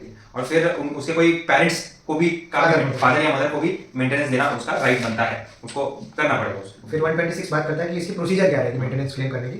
तो एक एप्लीकेशन फाइल करनी रहेगी, कहाँ पर आप कर सकते हैं, जहाँ पर वो इंसान रहता है, जहाँ हस्बैंड रहता है या फिर हस्बैंड और वाइफ जहाँ पर लास्ट में रहते हैं या फिर हस्बैंड अकेला अपनी वाइफ के साथ जहाँ पर रहता है वो जगह। फिर इसमें सेक्शन 127 बात करता है कि 126 के ऑर्डर से जो मतलब अमाउंट सेट किया गया था मेंटेनेंस देने का, उसमें अब कोई चेंज है। अब या तो मेंटेनेंस की रिक्वायरमेंट ज़्यादा है या तो हस्बैंड की कैपेसिटी ज़्यादा हो गई है या कम हो गई है, जैसा भी सिनेरियो रहता है, तो उस हिसाब से अगर मेंटेनेंस के अमाउंट में कुछ चेंज वेरिएशन लाना है तो 127 की एप्लीकेशन दे सकते हैं उसमें कर सकते हैं। फिर 128 बात करता है enforcement of order of maintenance. तो ये मेंटेनेंस का ऑर्डर जो हस्बैंड के अगेंस्ट पास होता है वो कहाँ पर एनफोर्सेबल है, तो कहीं पे भी मजिस्ट्रेट इन एनी प्लेस। तो ये जो ऑर्डर है वो मजिस्ट्रेट के द्वारा कहीं पर भी एनफोर्स किया जा सकता है। जैसे कि पंचम के खिलाफ मेंटेनेंस का ऑर्डर बड़ौदा में पास होता है और पंचम अहमदाबाद में रहता है, तो वहां पर भी उसके खिलाफ ये ऑर्डर जो है वो एनफोर्स किया जाए। चैप्टर 10 में दिया गया है maintenance of public order and tranquillity, जिसमें पहले सेक्शन 129 से 132 में अनलॉफुल असेंबलीज के प्रोसीजर की बात कही है। सेक्शन 129 में dispersal of assembly by use of civil force. Dispersal मतलब जो भी अनलॉफुल असेंबली का मतलब तो आपको पता होगा, आईपीसी में हमने उसको एक्सप्लेन किया कि 5 या 5 से ज्यादा लोग अगर किसी इलीगल काम को करने के लिए इकट्ठे होते हैं तो उसको अनलॉफुल असेंबली। अब उसको डिस्पर्स कैसे करना है, मतलब लोगों को भगाना कैसे। तो 129 में पहले उसमें कहा गया कि सिविल फोर्स का यूज किया जाएगा। सिविल फोर्स से मतलब है पुलिस अथॉरिटी, पुलिस एजेंसी जो वहाँ की लोकल पुलिस है वो। और उनको ऑर्डर कौन दे सकता है? एग्जीक्यूटिव मजिस्ट्रेट या फिर ऑफिसर इंचार्ज, जो भी एग्जीक्यूटिव मजिस्ट्रेट है, डीएम हो गया, एसडीएम हो गया, वो ये ऑर्डर दे सकते पूरे चैप्टर में आपको ये अथॉरिटीज याद रखनी है। अथॉरिटी कौन है ये कराने वाली? Executive magistrate, DM, SDM. ये जो है हैं। या फिर जुडिशियल मजिस्ट्रेट की बात करते हैं तो जुडिशियल मजिस्ट्रेट, हाँ। एनी मजिस्ट्रेट की बात करते हैं तो दोनों में से कोई भी कोई कर भी सकता है। फिर इसमें आगे देखते हैं सेक्शन 130 में, जब सिविल फोर्स से बात ना बने, ऐसा लग रहा है कि बहुत सारी भीड़ है, जो यहाँ की लोकल पुलिस है वो उसे नहीं कर पाएगी, तो फिर आर्म फोर्सेस को बुलाया जाता है। आर्म फोर्सेस में जो आर्मी का जो कमांडिंग ऑफिसर होता है, उस गैजेटेड कमीशन या फिर गैजेटेड ऑफिसर है, वो ही उनको ऑर्डर दे सकता है। ये बात कही गई है 131 में। 131 में उसको कौन दे सकता है, कमांडिंग ऑफिसर कौन होगा ये बताएगा। फिर सेक्शन 132 में protection against prosecution act order, मतलब इस अनलॉफुल असेंबली को डिस्पर्स करने के लिए कोई भी पुलिस ऑफिसर या फिर आर्म फोर्स का कोई भी मेंबर जो है वो कोई एक्शन लेता है तो उसको एक पनिशेबल ऑफेंस नहीं माना जाएगा। जो लाठी चार्ज करता है उसकी वजह से किसी को चोट लग गई, जो भी हो, तो उसके लिए वो लायबल नहीं होगा, वो जो जिसने डंडा मारा, जो पुलिस का या आर्मी ये का। जनरल एक्सेप्शन जो है आईपीसी का चैप्टर, उसमें भी एक सेक्शन दिया गया है। फिर आगे देखते हैं सेक्शन 133 से 143 तक। ये 10 सेक्शंस में पब्लिक न्यूसेंस के बारे में बात की गई है। कोई पब्लिक न्यूसेंस हो रहा हो तो उसको रोकने के लिए क्या पुलिस एक्शन लिया जा सकता है। इसमें conditional order for removal of nuisance, तो ये जो डिस्ट्रिक्ट मजिस्ट्रेट या सब डिविजनल एसडीएम वो एग्जीक्यूटिव मजिस्ट्रेट से एम्पावर्ड है कि कोई एक्शन ले सकते हैं। कोई पुलिस रिपोर्ट से अगर उनको मिलता है कोई भी रिपोर्ट कि भाई यहाँ पर पब्लिक न्यूसेंस हो रहा है, कुछ लोग मिलकर मार तोड़ कर रहे हैं या फिर कोई प्रॉपर्टी जला रहे हैं। सेक्शन 134 में दिया गया है कि इसके लिए, इसकी ऑर्डर के लिए सर्विस और notification of the order will be given by state government. ठीक है, वो अपने फॉर्मेट में, स्टेट गवर्नमेंट अपने फॉर्मेट में दे। तो सेक्शन 135 ये दिया गया कि जो ये ऑर्डर दिया गया था सेक्शन 134 में, तो जिसके भी अगेंस्ट दिया गया उसे इस ऑर्डर का पालन करना है, ये इसमें लिखा है। या फिर उसको बताना है, शो कोस करना है कि क्यों उसने ऑर्डर का पालन नहीं किया। फिर 136 consequence of failing to do, तो उसमें सेक्शन 188 जो आईपीसी का पेनल्टी दी गई है, वो पेनल्टी उस पर लागू ऊपर देनी पड़ेगी। किसी सेक्शन 137 में कोई पब्लिक राइट है, जैसे हमने बोला कि कोई रास्ता रोक लिया, कोई पानी के नदी था वो उस ब्लॉक कर दिया, ऐसा कुछ किया तो उसके पैसे लिए ब्लॉक कर दिया, वो भी न्यूसेंस में आएगा, उसके लिए भी प्रोसीजर दिया। फिर 138 में procedure where he appears to show cause, मतलब जब शो कॉज का मतलब कि जब उसे बताया कि नहीं ऐसा क्यों नहीं कर सकते, मैं ये क्यों, हाँ, तो तब उस केस में उसको समन केस की तरह चला जाएगा, या फिर अगर वो सेटिस्फाई नहीं है तो सेक्शन 139 केस की तरह चला जाएगा। तो सेक्शन 139 में दिया गया है कि जो लोकल मजिस्ट्रेट है वो उसका पावर है कि उसमें इन्वेस्टिगेशन करे कि भाई ये जो शो कॉज में इसने बात की वो सही है या नहीं। ठीक है, उसके लिए किसी एक्सपर्ट को भी बुलाया जा सकता है, उसको भी एग्जामिन किया जा सकता है। अगर उसमें रिटर्न इन्वेस्टिगेशन रिपोर्ट बनेगी सेक्शन 140 के तहत। फिर 141 में उसका पूरा प्रोसीजर कि डिसऑबीडियंस अगर किया और उसके कॉन्सिक्वेंसेस, हाँ, वो सब चीजें दी। फिर आगे सेक्शन 143 तक यही सब बातें की गई है कि इंजंक्शन पेंडिंग इंक्वायरी, मतलब इंक्वायरी हुई और उसमें इंक्वायरी में रोक लाने के लिए क्या क्या प्रोसीजर है, ये सब चीजें दी है। फिर दो सेक्शन जो है आगे के हमारे 144 और 144 है, वो बात करते हैं अर्जेंट केसेस ऑफ न्यूसेंस और एप्रीहेंड न्यूसेंस। इसमें सेम चीज दी गई है पर उनको अर्जेंटली डिस्पोज करना है। फिर आगे बात करते हैं disputes as to immovable property. को इमूवेबल प्रॉपर्टी के बारे में डिस्प्यूट है तो उसको कैसे रिजॉल्व किया जाएगा, उसका क्या प्रोसीजर रहेगा, वो बात करते हैं 145 से लेकर 148 तक। उसमें 148 बात करता है लोकल इंक्वायरी, अगर किसी इमूवेबल प्रॉपर्टी के बारे में कोई डिस्प्यूट है तो लोकल इंक्वायरी को इनिशिएट किया जा सकता है डीएम या फिर एसडीएम के द्वारा। आगे बढ़ते chapter 11 preventive action of the police. इसमें पुलिस क्या क्या स्टेप्स ले सकती है जब उनको ये इन्फॉर्मेशन मिले कि कोई कॉग्निजेबल क्राइम होने वाला है, कोई कॉग्निजेबल ऑफेंस होने प्रिवेंट करने के लिए क्या क्या ऑप्शंस है। तो सेक्शन 149 से लेके सेक्शन 153 तक ये दिया गया है। उसमें ये सब प्रोविजंस दिए गए हैं कि सबसे पहले तो उसे किसी पुलिस ऑफिसर जिसको ये इन्फॉर्मेशन मिल रही है उसे अपने रिपोर्टिंग ऑफिसर वो जिसको भी रिपोर्ट करता है उसको ये इन्फॉर्मेशन देनी पड़ेगी कि ऐसा कोई कॉग्निजेबल ऑफेंस होने वाला है और हमें इसे प्रिवेंट करना है। फिर आगे देखेंगे सेक्शन 151 में कि वो अरेस्ट कर सकता है किसी भी पर्सन को ऑफेंस करने वाला, रीजनेबल सस्पिशन है या फिर कोई इन्फॉर्मेशन है कि ये कोई ऐसा ऑफेंस करने वाला है। तो फिर 152 में बात करी गई है prevention of injury to public property. Public property immovable या रिमूवेबल हो, उसको इंजरी होने से रोकने के लिए पुलिस जो है वो अपना बेस्ट दे सकती है। तो सेक्शन 153 ये inspection of weights and measures, तो मतलब जब इनको कोई इन्फॉर्मेशन मिलती है कि यहाँ पे जो कोई पब्लिक डिस्पेंसिंग कहीं पे हो रहा है, कोई किराने राशन का दुकान, राशन कार्ड बन के जहाँ से राशन लेते हैं, या फिर ऐसी भी कोई जगह हो जहाँ पे गलत वेट्स का यूज करके लोगों को लूटा जा रहा है, चीट किया जा रहा है, तो वहाँ जाके पुलिस विदाउट एनी वारंट वहाँ जाके इंस्पेक्शन कर सकती है, सुओ मोटो एक्शन ले सकती है। चैप्टर 12 में बात करेंगे information to the police and their powers to investigate. तो इसमें इस चैप्टर में फर्स्ट इन्फॉर्मेशन रिपोर्ट की बात की गई है और सेक्शन 154 स्पेशली बात करता है। तो अगर एग्जाम में एफआईआर किस सेक्शन में दिया गया है आपको पूछ ले तो आप कहेंगे सेक्शन 154 ऑफ सीआरपीसी। इसमें ये लिखा गया है कि कोई भी police officer is bound by law, he shall take in writing, मतलब वो लिखित में कंप्लेन उसको लिखनी पड़ेगी, दर्ज करेगा जब कोई भी इंसान उनके पास कोई कॉग्निजेबल ऑफेंस की इन्फॉर्मेशन लेके आता है कि मेरे साथ ये ऑफेंस हुआ है या मैंने ऑफेंस होते हुए देखा है। फिर आगे बढ़ेंगे इसमें इसका एक लैंडमार्क जजमेंट भी है, ललिता कुमारी वर्सेस स्टेट ऑफ यूपी। इसका एक फैक्ट ऐसा है कि ललिता कुमारी जो है वो माइनर चाइल्ड है, इसको अबडक्ट कर लिया गया, तो उसके जो पिताजी है वो गए थे पुलिस स्टेशन और उनकी रिपोर्ट नहीं लिखी गई थी, तो फिर एक हेबियस कॉर्पस जो है फाइल करी गई थी सुप्रीम कोर्ट में, और सुप्रीम कोर्ट ने तब ऐसा गाइडलाइन दिया गया था कि इसमें जो है वो पुलिस ऑफिसर बाउंड है, he shall reduce in writing the report given by the complaint. उसमें डिस्क्रिप्शन नहीं है पुलिस ऑफिसर का कि मैं कौन सा क्राइम रिपोर्ट करूंगा या नहीं रिपोर्ट करूंगा, उसके पास चॉइस नहीं है। कोई भी इंसान आता है तो उसे एफआईआर दर्ज करनी ही पड़ेगी। चलिए फिर आगे बढ़ते हैं सेक्शन 155 में information as to cognizable cases and investigation. Non cognizable फिर आगे देखते हैं सेक्शन 156 में police officers power to investigate cognizable offence. इसमें ये दिया गया कि जब कोई रिपोर्ट कोई लिखाने नहीं आता, कोई रिपोर्ट दर्ज कराने नहीं आता, फिर भी पुलिस के पास पावर है, अगर उनको इन्फॉर्मेशन है कहीं कैसे भी कि यहाँ पे कोई कॉग्निजेबल ऑफेंस होने वाला है, तो वो खुद से भी सुओ मोटो अपने खुद के विल पे जाके वो ऑफेंस के बारे में इन्वेस्टिगेशन कर सकता है। फिर आगे देखते हैं वो प्रोसीजर फॉर इन्वेस्टिगेशन। तो इसमें ये लिखा गया कि एज पर सेक्शन 156 जो हमने देखा तो उसमें वो मैजिस्ट्रेट से ऑर्डर लेगा इन्वेस्टिगेशन का। कॉग्निजेबल ऑफेंस है तो मैजिस्ट्रेट का परमिशन जो है वो रिक्वायर्ड हो जाता है, और नॉन कॉग्निजेबल ऑफेंस में मैजिस्ट्रेट का ऑर्डर का कोई भी जरूरत नहीं, ऐसे भी इन्वेस्टिगेशन किया जा सकता है। फिर सेक्शन 158 में देखेंगे रिपोर्ट हाउ सबमिटेड। तो रिपोर्ट कैसे सबमिट करेंगे, तो यहाँ पे सेक्शन 157 के तहत it shall be submitted through such officer of police bye general और स्पेशल ऑर्डर्स, मतलब ऑर्डर्स के थ्रू ये जो रिपोर्ट होगा वो सबमिट होगा। फिर देखेंगे सेक्शन 159 में पावर टू होल्ड इन्वेस्टिगेशन और प्रिलिमिनरी इंक्वायरी। कोई भी मैजिस्ट्रेट है वो उसको कोई रिपोर्ट मिलता है तो उसके पास पावर है कोई भी इंक्वायरी या फिर इन्वेस्टिगेशन इनिशिएट करने का। फिर 160 हमारा बात करता है police officers power to require attendance of witness, मतलब अगर कोई क्राइम कमिट हुआ है उसमें आजू बाजू जो है वो लोग फैक्ट से अवेयर है कि भाई ये क्राइम कमिट हुआ है, कैसे हुआ है, तो पुलिस ऑफिसर के पावर है उनको बुलाने का कि आप आइए और इस फैक्ट्स के बारे में बताइए। और फिर देखते हैं सेक्शन 161 में examination of witness bye police. तो पुलिस के पास पावर है किसी भी विटनेस से सवाल जवाब करने की और ऐसे हर क्वेश्चन पूछने के, और जो भी विटनेस है उन्हें उस क्वेश्चन के आंसर देने पड़ेंगे, चाहे वो उनके अगेंस्ट ही क्यों ना जाते हैं, उसके आंसर देना उनको वो क्वेश्चन के आंसर देने पड़ेंगे, और वो सारे आंसर जो है वो पुलिस रिकॉर्ड करके वो स्टेटमेंट बनाएगा उसका। फिर आगे देखते हैं section 162 statements to police not to be sign. तो फिर इसमें ये लिखा है कि कोई भी स्टेटमेंट जो होगा वो पुलिस फोर्स नहीं कर सकती कि साइन करवाने वॉलंटरी होना चाहिए, और अगर एक बार स्टेटमेंट साइन कर दिया तो वो जो है वो उस पर्टिकुलर केस के अलावा कहीं पर भी यूज नहीं किया जा सकता। ये दिया गया था 162 में। 163 में देखेंगे कि no inducement to be offered. तो फिर कोई भी पुलिस ऑफिसर या फिर कोई भी पर्सन ऑफ अथॉरिटी जो है वो कोई भी ऑफर नहीं कर सकता किसी भी विटनेस को या फिर कंप्लेनेंट को कि आप ये ले लीजिए और केस रफा दफा। जैसे हमने एविडेंस एक्ट जब हमने पढ़ा था तो उसके सेक्शन 24 में देखा था कि ऐसे मतलब इस तरीके से दिए गए हुए जो भी स्टेटमेंट होंगे वो फिर एडमिसिबल नहीं होंगे कोर्ट में। फिर हम बढ़ते हैं आगे section 164 recording of confession and statement. ये जो है कोई भी कन्फेशन रिकॉर्ड हो रहा है, कोई भी स्टेटमेंट ऐसा रिकॉर्ड हो रहा है, कन्फेशन जो है वो मजिस्ट्रेट के सामने ही होगा, नहीं तो उसको एडमिसिबल माना नहीं जाएगा कोर्ट में। फिर आगे देखते हैं section 164 A medical examination of victim of rape. तो इसमें दिया गया कि उसका एग्जाम किसी भी रेप विक्टिम का एग्जामिनेशन एक मेडिकल प्रैक्टिशनर करेगा, मेडिकल एक्सपर्ट के द्वारा होगा। उसमें वो रिपोर्ट बनाएंगे, फिर रिपोर्ट में क्या क्या पर्टिकुलर्स होंगे जैसे कि नेम है, एड्रेस है, एज ऑफ वुमन, डिस्क्रिप्शन हो गया, फिर डीएनए उसका जो भी प्रोफाइलिंग है, फिर कोई इंजरी मार्क है वो, या फिर कोई जनरल मेंटल कंडीशन है उस वुमेन की, तो वो भी ये सारे पर्टिकुलर्स है वो अपनी मेडिकल रिपोर्ट में इंक्लूड करेंगे। बिल्कुल। फिर आगे देखते हैं section 165 search by police officer. इसमें लिखा गया है कि जो पुलिस ऑफिसर इंचार्ज है वो सर्च की क्या इन्वेस्टिगेशन के दौरान कोई भी जगह को या फिर कोई भी इंसान को सर्च कर सकता है। सेक्शन 166 कहता है कि when officer in charge of police station में require another to issue search warrant, मतलब जब पुलिस ऑफिसर को पता है कि वो जो जिस इंसान को या जिस जगह को सर्च करनी है उनके जुरिसडिक्शन में नहीं आती है, तो किसी और पुलिस ऑफिसर जिसके जुरिसडिक्शन में वो जगह आती है उन्हें कह सकता है कि इस जगह को आप सर्च कीजिए और वहां से एविडेंस जो भी है वो कलेक्ट कीजिए।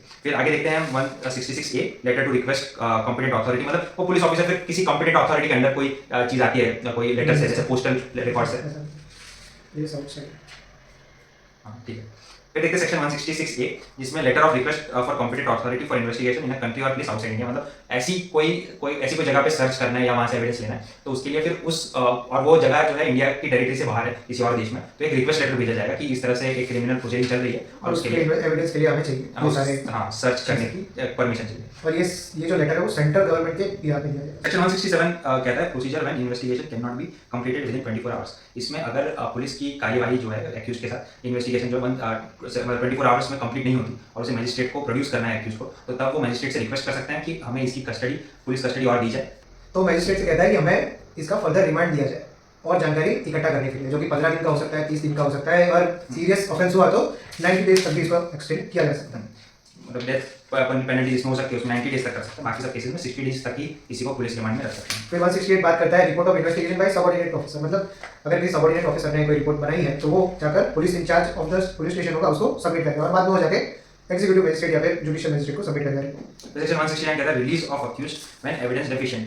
इसमें ये प्रोविजन दिया गया है कि अगर पुलिस को अपने इन्वेस्टिगेशन के दौरान अक्यूज के खिलाफ कोई एविडेंस नहीं मिलता तो फिर उसे अक्यूज को रिलीज कर देना पड़ेगा। और अगर उनको कोई अच्छा खासा एविडेंस मिलता है अक्यूज के खिलाफ, तो फिर वो मजिस्ट्रेट को प्रोड्यूस करेंगे सेक्शन 170 के तहत। 171 में complainant and witness not to be required to accompany police officer and not to be subject to restraint. इसमें ये बात कही गई है कि विक्टिम को या फिर कोई और विटनेसेस को अननेसेसरी उनको हैरास नहीं कर सकती पुलिस, और रिस्ट्रेन नहीं कर सकती या कोई भी इनकन्वीनियंस कॉज नहीं कर सकती। हाँ, इनकन्वीनियंस कॉज नहीं कर सकती। फिर 172 में बात की गई है diary of proceedings in investigation. तो जो भी पुलिस ऑफिसर है इन्वेस्टिगेशन कर रहा है कोई पर्टिकुलर ऑफेंस की, तो उसको एक डायरी मेंटेन करनी है उसकी इन्वेस्टिगेशन के रिगार्डिंग, जो भी उसने इन्वेस्टिगेशन करी है उसकी। फिर सेक्शन 173 में पुलिस जब अपनी कार्यवाही पूरी कर देती है तो उनको एक कंक्लूसिव रिपोर्ट बना के मजिस्ट्रेट को सबमिट कर देंगे, ये कहा गया है। फिर section 174 police to inquire and report on suicide. तो इसमें हम देखेंगे कि जब कोई सुसाइड होता है तो उसमें कौन से क्या वेपन्स यूज़ किए गए हैं अपनी आत्महत्या करने के लिए, वो सब चीज़ें देखनी पड़ती है। अब कोई और रीज़न तो नहीं था, कोई अबेटमेंट तो नहीं था सुसाइड, किसी मशीनरी से कोई मर गया है या फिर किसी एनिमल से किसी को मार दिया गया है, तो ऐसे केसेस में इंक्वायरी होती है और उसकी रिपोर्ट बनाई जाती है और वो रिपोर्ट एग्जीक्यूटिव मजिस्ट्रेट यानी डीएम और एसपीएम को फॉरवर्ड की जाती है। सेक्शन 309 जो आईपीसी का था वो उसमें आपको याद होगा, तो सुसाइड के लिए भी एक पीनल प्रोविजन दिया गया। तो फिर अब इंसान के पास ये भी प्रेशर होता है कि अगर जिंदगी से कंटाल कर मतलब जिंदगी के प्रेशर से वो मर रहा है, हाँ, और अब उस पर मरने का भी प्रेशर है कि अभी उसको सही से मरना है, सही से मरना है, सही से नहीं, बच गए। हाँ, मरने में भी नाकाम रहा, असफल रहा, तो फिर उसके ऊपर कानूनन कार्यवाही हुई। फिर आगे देखते हैं section 175 power to summon persons. तो सुसाइड के केस में पुलिस किसी भी इंसान को समन कर सकती है उनसे इन्वेस्टिगेशन करने के लिए, फिर उनका स्टेटमेंट लेने के लिए होता है। फिर देखेंगे section 176 inquiry by magistrate into cause of death. तो किसी भी इंसान की किसी कस्टडी में मौत होती है या उनका रेप होता है, तो उस केस में मजिस्ट्रेट के पास पावर है, ये मजिस्ट्रेट को पावर देता है कि वो उस डेथ पे या रेप पे वो इन्वेस्टिगेट करे। आगे चैप्टर 13 बात करता है jurisdiction of the criminal courts in inquiries and trials. इसका सिंपल मतलब ये है कि क्रिमिनल कोर्ट्स जो है उसका जुरिस्डिक्शन कितना है, कौन से कोर्ट का जुरिस्डिक्शन लगेगा किसी ऑफेंस में इंक्वायरी या फिर इन्वेस्टिगेशन को लेकर। तो इसका सिंपल मतलब ये है कि जहाँ पर ऑफेंस हुआ है वो जगह जिस भी कोर्ट के लोकल जुरिस्डिक्शन के अंडर आती है वो कोर्ट एम्पावर होगा उस ऑफेंस को ट्राई करने के लिए और केस डिस्पोज करने के लिए। बस सिंपल मीनिंग है इसका। हाँ, यहाँ पे देखेंगे सेक्शन 177 से लेके सेक्शन 189 तक इसी चीज़ की बात की गई है। पहले से एकदम फ्लुएंट इसमें देखेंगे सेक्शन 177 से लेके सेक्शन 189 तक इसी चीज़ की बात की गई है कि जहाँ पे जो क्राइम हुआ है या फिर अगर वो क्राइम हो रहा है किसी जर्नी वॉइस के दौरान, तो जिस जगह से वो पास हो रहे हैं वहाँ का भी लोकल जुरिस्डिक्शन लग सकता है। तो मतलब वो बेसिकली उनके डिस्क्रिप्शन पे है कि किसी भी वन ऑफ द मेनी जितने भी जुरिस्डिक्शंस हैं उसमें से किसी एक में भी वो ट्राई किया जा सकता है। और एक 182 बात करता है ऑफेंसेस कमिटेड बाय लेटर्स। अगर कोई ऑफेंस लेटर्स से कमिट किया गया है तो वो लोकल जुरिस्डिक्शन रहेगा जहाँ पर वो लेटर्स या तो सेंड हुए हैं या फिर रिसीव हुए हैं। फिर सेक्शन 187 जैसे बात करता है कि किसी को भी समन या वारंट इशू कर सकता है मजिस्ट्रेट जहाँ जहाँ पे भी मतलब लोकल जुरिस्डिक्शन दूसरे लोकल जुरिस्डिक्शंस लगते हैं। फिर सेक्शन 186 में हाई कोर्ट की इंक्वायरी के पावर्स के बारे में डिस्कस किया गया है। फिर section 188 is about offences committed outside India. तो वहाँ पे जैसे हमने पहले डिस्कस किया कि वहाँ पे रिक्वेस्ट करेंगे इंक्वायरी के लिए, तो अगर वो सारे प्रोसीजर को रेफरेंस देता है यहाँ पे। सेक्शन 188 में जैसे हमने देखा कि किसी भी ऑफेंस जो इंडिया के बाहर कमिट हो रहा है वो अगर कोई इंडियन कमिट कर रहा है या फिर कोई पर्सन किसी इंडियन एयरक्राफ्ट या शिप में कमिट कर रहा है, तो उसका जो उसमें इंक्वायरी करने का इंडियन गवर्नमेंट या फिर इंडियन गवर्नमेंट एजेंसीज के पास राइट है उसका। और सेक्शन 189 कहता है कि उसके लिए उसमें जो भी इन्वेस्टिगेशन होगी वो वहाँ का जो लोकल काउंसिलेट ऑफिस होगी या काउंसिलर जो भी होगा इंडिया का डिप्लोमेट होगा, वो सेंट्रल गवर्नमेंट को उसमें एक रिपोर्ट बना के भेजेगा उसकी। चैप्टर 14 हमारा बात करता है condition requisite for initiation of proceedings. मतलब प्रोसीडिंग्स को इनिशिएट करने के लिए कौन कौन सी कंडीशन रिक्वायर्ड है। इसमें हम मेनली देखेंगे कि कौन कौन सी अथॉरिटीज जो है वो एम्पावर्ड है कॉग्निजेंस यानी एक्शन लेने के लिए कोई पर्टिकुलर ऑफेंस के लिए या फिर कोई पर्टिकुलर केस के लिए। सेक्शन 190 बात करता है कि cognizance of offences by magistrates. तो कोई मजिस्ट्रेट किसी भी ऑफेंस का कॉग्निजेंस और उस पर एक्शन कब लेगा, जब वो कंप्लेंट उसे इन राइटिंग मिलती है in the form of police report या upon information by any person. ये 190 में लिखा है। और 191 में transfer on application of the accuse. तो ये सब भी जो है इसका कॉग्निजेंस मजिस्ट्रेट लेगी। जब कोई एक्यूज उसके केस का ट्रांसफर चाहता है तो वो चीफ जुडिशियल मजिस्ट्रेट है उसको एप्लीकेशन देगा कि मेरा ऑफेंस जो है ये पर्टिकुलर मजिस्ट्रेट के द्वारा ट्राई किया है, तो फिर उसको अलाउ किया जाएगा या फिर रिजेक्ट किया जाएगा। Section 192 making over of cases to magistrate. तो जो चीफ जुडिशियल मजिस्ट्रेट है वो ये बिजनेस जिसका भी है वो अलॉट करता है कि किस जज को अपने सबऑर्डिनेट्स को जो है केसेस अलॉट करता है कि आपको ये टाइप के केसेस या फिर ये पर्टिकुलर केसेस जो है वो डिस्पोज करना है, ट्राई करना है। फिर सेक्शन 194 में ये क्या है कि एडिशनल और असिस्टेंट सेशन जज को जो केसेस मिलते हैं वो उसके ऊपर उनको कॉग्निजेंस लेना है। और फिर सेक्शन 195 जो है वो इंपॉर्टेंट है थोड़ा, prosecution for contempt of lawful authority of public servants. काफी कॉम्प्लिकेटेड टाइटल है। देखो इसमें लिखा यही है कि जब कोई पब्लिक सर्वेंट जिसके रिस्पॉन्सिबिलिटी थी जिसकी रिस्पॉन्सिबिलिटी थी जिसके अंडर कोई पब्लिक जस्टिस जो था वो नहीं दे पाया या फिर उसमें कोई ऑफेंस हुआ कि उसकी जिम्मेदारी थी कोई चीज़ करने की और वो नहीं हो पाई तो उस नहीं हो पाई या उसमें कोई ऑफेंस हुआ है तो पब्लिक सर्वेंट खुद इन राइटिंग किसी जज को जब कंप्लेंट देगा तो वो जो कोर्ट है तो तब वो कॉग्निजेंस ले सकती है, उसके अलावा नहीं ले सकती। वैसे ही आगे देखेंगे सेक्शन 195 ए में जब किसी पे थ्रेटनिंग होता है 190 तो फिर वो आईपीसी के सेक्शन 195 ए के तहत अपनी रिटर्न कंप्लेंट फाइल कर सकता है। फिर देखेंगे section 196 prosecution for offences against state. इसमें सेक्शन 196 में दो तीन जो है हमें एजेंसीज बताई गई है, तीन अथॉरिटीज बताई गई है जो कि एम्पावर्ड है कॉग्निजेंस लेने के लिए। कौन कौन सी अथॉरिटीज है? सेंट्रल गवर्नमेंट, स्टेट गवर्नमेंट और डिस्ट्रिक्ट मजिस्ट्रेट। ये सारे ऑफेंस इसमें मेंशन किए गए हैं वो सारे अगेंस्ट स्टेट है। देखेंगे सेक्शन 197 प्रोसिक्यूशन ऑफ जजेस एंड पब्लिक सर्वेंट। अब जज को ही हम के अगेंस्ट हमें कंप्लेंट कोई करनी है या फिर किसी पब्लिक सर्वेंट के अगेंस्ट कोई कंप्लेंट करनी है तब हम किसे करेंगे तो तब हम करेंगे लोकपाल या लोकायुक्त एक्ट के तहत ये जो अथॉरिटी है उनको हम इन राइटिंग कंप्लेंट देंगे।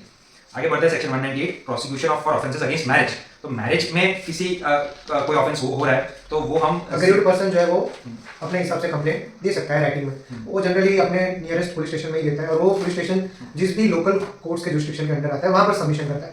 और यही सेम प्रोसीजर आगे डिस्कस किया है जब 498 ए मतलब जब क्रूएलिटी इन मैरिज का ऑफेंस होता है तब उसमें भी सेम प्रोसीजर है। फिर जब आगे देखेंगे डिफेमेशन में भी सेम प्रोसीजर है और यही सेम प्रोसीजर बाकी सबके लिए जो जनरल प्रोसीजर है वही मानने में आती है। आगे देखते हैं चैप्टर 15 कंप्लेंट्स टू मैजिस्ट्रेट। इसमें सेक्शन 200 कहता है कि सेक्शन 200 से लेकर 203 तक दिए गए हैं। एग्जामिनेशन ऑफ कंप्लेंट कैसे होगी? अंडर ओथ होगी। कौन करेगा? मैजिस्ट्रेट करेगा। 201 बात करता है procedure by magistrate not competent to take cognizance of the case. मतलब केस अगर ऐसे मैजिस्ट्रेट के पास जाता है जो उस ऑफेंस को ट्राई करने के लिए कॉम्पिटेंट नहीं है तो वो बोलेगा कि भाई आप दूसरे किसी मैजिस्ट्रेट के पास में जाओ या फिर दूसरे किसी मैजिस्ट्रेट को कमिट करेगा केस जो ऑफेंस को ट्राई करने के लिए एम्पावर्ड हो। फिर हाँ इसमें अगर कंप्लेनेंट या और विटनेस का टेस्टिमनी लेके अगर मैजिस्ट्रेट कन्विंस नहीं है कि इस केस में कुछ दम है तो फिर उसको डिसमिस कर देगा। फिर आगे बढ़ते हैं हम चैप्टर 16 में जिसमें commencement of proceedings before magistrate की बात की गई है। 204 इशू ऑफ प्रोसेस सेक्शन। इसमें वही कि जो मैजिस्ट्रेट है वो देखेगा केस में अगर केस में एक्यूज्ड को वारंट से बुलाना है तो वारंट से बुलाएगा, समन से बुलाएगा लेकिन वो तब तक नहीं बुलाएगा जब तक प्रोसिक्यूशन जो है एक प्रोसिक्यूशन विटनेस की लिस्ट सबमिट नहीं करती मैजिस्ट्रेट के पास। फिर आगे मैजिस्ट्रेट में डिस्पेंस विद पर्सनल अटेंडेंस। मतलब अगर कोई अक्यूज जो है वो मैजिस्ट्रेट के सामने पर्सनली आ जाता है तो उसको बोलेंगे कि भाई ठीक है तू अपना ये पेपर्स जो है तेरे खिलाफ केस फाइल हुआ है ये पेपर्स तू लेकर जाओ और अपने प्लीडर्स को लेकर बाजार और इस गेट को अपना गिल्ट या फिर इनोसेंस प्लीड कर। फिर आगे देखते हैं special summons in case of पेटी ऑफेंसेस। पेटी ऑफेंसेस में वो जो कोर्ट होती है वो इतना क्या कहते हैं पूरा प्रोसीजर नहीं लेती, वो अपने प्लीडर के थ्रू भी समरी ट्राई करती है ऑफेंस को। और पेटी ऑफेंस ऐसे ऑफेंस होते हैं जो मोटर व्हीकल एक्ट में आते हैं या फिर जिसको 1000 फाइन देकर सुन डाल दिया। जिसका फाइन 1000 से ज्यादा नहीं होगा वो सारे पेटी ऑफेंसेस होंगे। फिर जो कॉपीज सेक्शन 207 में एक बहुत इंपॉर्टेंट बात ये है कि अक्यूज के पास भी पुलिस रिपोर्ट की कॉपी मिलनी चाहिए, फ्री ऑफ कॉस्ट होनी चाहिए। हाँ, और सेक्शन 208 में क्या है कि सेक्शन 208 में कहा है कि supply of copies of statement, जो भी स्टेटमेंट्स और जो भी डॉक्यूमेंट्स जो कोर्ट के हैं वो उसकी कॉपी भी अक्यूज को मिलनी चाहिए। सेक्शन 209 में कहा गया commitment of a case to court of session when offence is triable exclusively by it. मतलब अगर कोई ऑफेंस जो है वो सेशंस कोर्ट के द्वारा ट्राइबल है एक्सक्लूसिवली तो वो ऑफेंस को कमिट कर दिया जाएगा सेशंस कोर्ट में। और फिर जब अगर क्लैश होता है कि एक ही केस के ऊपर एक पुलिस रिपोर्ट भी दी गई है और मैजिस्ट्रेट को भी कंप्लेन करी गई है तो उस केस में जो है वो दोनों को सिंगुलरली देखा जाएगा एक ही मैजिस्ट्रेट के द्वारा। चैप्टर 18 में हम देखेंगे trial before a court of session, उसका प्रोसीजर। तो उसमें सेक्शन 225 में trial to be conducted by public prosecutor case को ओपन करेगा, ये लिखा है आगे सेक्शन 226 में। फिर बात करिए डिस्चार्ज की 227 में। पब्लिक प्रोसिक्यूटर अपना केस ओपन करेगा, अगर एविडेंस नहीं है उसको चार्ज करने के लिए तो फिर अक्यूज जो है उसको डिस्चार्ज कर दिया जाएगा और अगर एविडेंस है सफिशिएंट एविडेंस है तो फिर 227 बात करता है डिस्चार्ज की। प्रोसिक्यूशन अगर सफिशिएंट एविडेंस नहीं देख पाता है तो अक्यूज को डिस्चार्ज कर दिया जाएगा और अगर सफिशिएंट एविडेंस है तो फ्रेमिंग ऑफ चार्जेस होगा अंडर सेक्शन 228।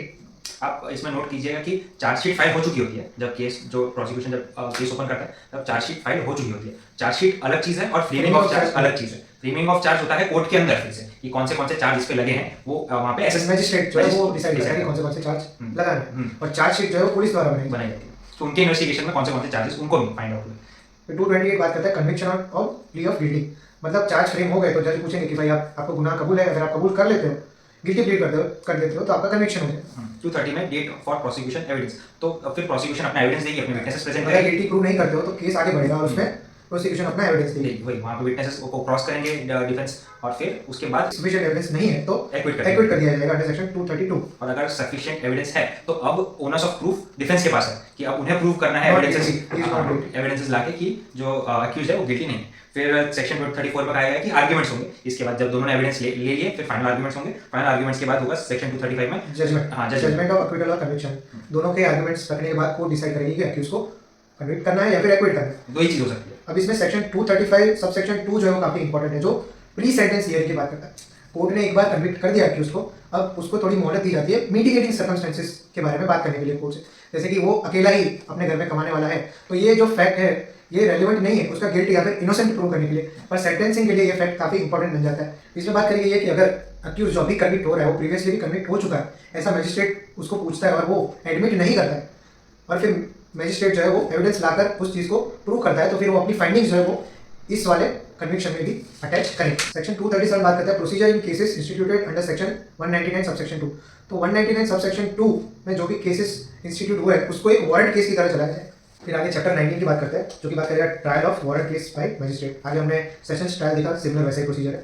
इसमें दो पार्ट में डिवाइडेड है, केस इंस्टीट्यूटेड होना पुलिस रिपोर्ट, और दूसरा पार्ट है case instituted otherwise than police report. Procedure इसमें सेम है, सिर्फ इसमें 238 जो है वो कंप्लाइज विद सेक्शन 207 कहता है कि जो भी पुलिस रिपोर्ट और स्टेटमेंट है वो अक्यूज को मिलना चाहिए और वो चीज़ कंप्लाई करनी है। और 239 में बात करता है when accused shall be discharge, अगर उसके खिलाफ कोई केस नहीं बन रहा है तो उसको डिस्चार्ज कर दिया जाएगा। फिर फ्रेमिंग ऑफ चार्ज की बात करता है, फिर बात करता है conviction on plea of guilty, फिर बात करता है एविडेंस ऑफ प्रोसिक्यूशन, फिर एविडेंस ऑन डिफेंस। सिमिलर चीज जब पुलिस रिपोर्ट के अदर विदाउट पुलिस रिपोर्ट अगर कोई केस चल रहा है, वारंट केस चल रहा है, तो फिर उसमें भी सेम ही चीज बात की गई है। सेक्शन 244 में एविडेंस फॉर प्रोसिक्यूशन, फिर सेक्शन 245 में डिस्चार्ज की बात की गई है अक्यूज की। सेक्शन 246 में अक्यूज को डिस्चार्ज नहीं करने में आएगा जब तो क्या प्रोसीजर फॉलो होगा, मतलब उसका एक्विटल या फिर उसका एक्विटल नहीं उसका उसके ऊपर उसको डिफेंस देगा सेक्शन 247 में एविडेंस फॉर डिफेंस। फिर सेक्शन 248 जो है वो कंक्लूजन ऑफ ट्रायल की बात करता है। फिर इस चैप्टर के पार्ट सी में कंक्लूजन ऑफ ट्रायल की बात की जाती है, उसमें सेक्शन 248 एक्विटल या कन्विक्शन की बात करता है अक्यूज की। फिर सेक्शन 249 एब्सेंस ऑफ कंप्लेंट, मतलब जब कंप्लेंट नहीं हो, कंप्लेनेंट नहीं हो, हाँ तो जब कंप्लेनेंट मौजूद नहीं हो ट्रायल के वक्त, तो और ऑफेंस कंपाउंडेबल हो या फिर कॉग्निजेबल ना हो, नॉन कॉग्निजेबल हो, तो ऐसे केस में अक्यूज को डिस्चार्ज कर दिया जाएगा। फिर सेक्शन 250 में बात करते हैं compensation for accusation without reasonable cause. तो अगर बिना किसी रीजनेबल कॉज के उसके ऊपर एक्यूजेशन लगाया गया था तो उसको जो हैरेसमेंट हुई, जो हैसल फेस करनी पड़ी ये क्रिमिनल प्रोसीडिंग्स में, तो उसके लिए उसको कंपनसेशन दिया जाएगा। फिर चैप्टर 20 हमारा बात करता है समन्स केस के ट्रायल के बारे में। पहले हमने सेशंस देखा, फिर हमने देखा वारंट केस, और अब हम देखेंगे समन्स केस। इसमें भी सिमिलर टाइप का प्रोसीजर दिया गया है, जैसे कि substance of accusation to be stated, जो भी सब्सटेंस है एक्यूज के ऊपर जो भी एक्यूजेशन हुआ है उसका सब्सटेंस जो है उसको बताना है। फिर 252 बात करता है conviction on plea of guilty, फिर 253 बात करता है conviction on plea of guilty in absence of accused इन पेटी केसेस, अगर पेटी केस है कोई तो और अक्यूज ने गिल्टी प्ली कर दिया। फिर 253 बात करता है conviction on plea of guilty in absence of accused इन पेटी केसेस, तो पेटी केसेस है उसमें उसका फाइन लगाकर उसको छोड़ दिया जाएगा। फिर सेक्शन 254 बात करता है प्रोसीजर व्हेन नॉट कन्विक्टेड, तो जब उसको कन्विक्शन नहीं दिया जाता तो फिर उसमें 253 और 252 जो प्रोसीजर दिया गया उसको फॉलो किया जाएगा। फिर सेक्शन 254 में दिया गया प्रोसीजर व्हेन नॉट कन्विक्टेड, तो जब कन्विक्ट नहीं कर रहा है तो फिर जो एक्यूज होगा वो किसी विटनेस को बुलाना चाहता है तो उसे विटनेस को बुलाया जाएगा, और विटनेस बुलाने का जो भी एक्सपेंस है वो एक्यूज बेयर करेगा। फिर सेक्शन 255 कहता है एक्विटल और कन्विक्शन, या तो उसको फिर एक्विट करेंगे या कन्विक्ट करेंगे। फिर अगर अगेन डेथ या कंप्लेनेंट अपीयर नहीं होता डेथ या किसी और रीजन की वजह से तो डिस्चार्ज कर तो एक्यूज को डिस्चार्ज कर देंगे। सेक्शन 256 कहता है कि विड्रॉल ऑफ कंप्लेंट अगर कंप्लेनेंट चाहे तो विड्रॉ कर सकता है with permission of magistrate review करेगा, फिर उसको परमिशन देगा विड्रॉ करने की। फिर 258 बात करता है power to stop proceeding in certain cases, तो चीफ जुडिशियल मजिस्ट्रेट है उसके पास पावर है कोई भी प्रोसीडिंग्स चल रही है उसको रोकने की और उसी टाइम पर जजमेंट प्रोवाइड करने की। जजमेंट को क्या दे सकता है, एक्विटल का दे सकता है और अक्यूज को रिलीज कर सकता है। तो आगे देखते हैं सेक्शन 259 में कोर्ट का पावर कब भी है, कोर्ट के पास ये भी पावर है कि समन्स केस को वारंट केस की तरह उसको आगे बढ़ाया जाए। फिर आगे देखते हैं चैप्टर 21 समरी ट्रायल्स। तो अब तक हमने देखा warrant case, summons case, sessions trial और अब समरी ट्रायल की। समरी ट्रायल प्रोसीजर सब में आपने देखा लगभग सेम ही है, सिर्फ सेक्शन नंबर अलग है। सेक्शन 260 में पावर टू ट्राई समरीली कर सकते हैं, कौन कर सकते हैं, chief judicial magistrate, metropolitan magistrate या any magistrate on behalf of high court. ठीक है, फिर इसमें हम देखेंगे कि कौन से ऑफेंसेस के लिए, ऐसे ऑफेंसेस जो डेथ जिसके लिए डेथ पनिशमेंट, लाइफ इम्प्रिजनमेंट या कोई भी सजा जो 2 साल के ऊपर हो वो ना हो, तो फिर उसको वैसे ऑफेंसेस को हम समरी ट्रायल्स में ले सकते हैं। और इनकी जो पनिशमेंट होगी वो 3 मंथ से ज़्यादा नहीं होगी अगर हम उसको समरीली ट्राई कर रहे हैं तो। फिर ये 61 बात करता है summary trial by magistrate of second class. इसमें अगर हाई कोर्ट ने एम्पावर किया है किसी मजिस्ट्रेट ऑफ सेकंड क्लास को तो वो भी समरी ट्रायल चला सकता है, पर कन्विक्शन जो है वो फाइन दे सकता है या फिर इम्प्रिजनमेंट नॉट एक्सीडिंग 6 मंथ, 6 महीने से ज़्यादा सजा वो नहीं दे सकता। और फिर इसमें सेक्शन 262 में भी यही कहा है कि 3 महीने से ज़्यादा सजा नहीं दे सकते। फिर सेक्शन 261 बात करता है summary trial by magistrate of second class. तो मजिस्ट्रेट ऑफ सेकंड क्लास जो एम्पावर्ड है हाई कोर्ट से, वो भी समरी ट्रायल चला सकता है। कैसे ऑफेंस की? ऐसे ऑफेंस में जैसे जिसमें पनिशमेंट जो है वो फाइन है या फिर इम्प्रिजनमेंट जो है वो 6 महीने से ज़्यादा नहीं है, ऐसे ऑफेंस को समरी ट्रायल की तरह चला सकता है मजिस्ट्रेट ऑफ सेकंड क्लास। और यही चीज सेक्शन 262 में दी गई है और इसमें ये कहा गया कि समरी ट्रायल्स के पनिशमेंट 3 मंथ से ज्यादा नहीं होंगे। फिर section 263 record in summary trials की बात करते हैं। कौन-कौन से रिकॉर्ड रखने हैं, जैसे कि सीरियल नंबर हो गया, केस का डेट हो गया, वो सारी लिस्ट दी गई है। रिपोर्ट है, जितने भी ऑर्डर्स हैं वो सब आप रेफर कर सकते हो। Section 264 judgements in case of trial summary, in cases trial summary, इसमें यही कि जजमेंट क्या हो सकता है, या तो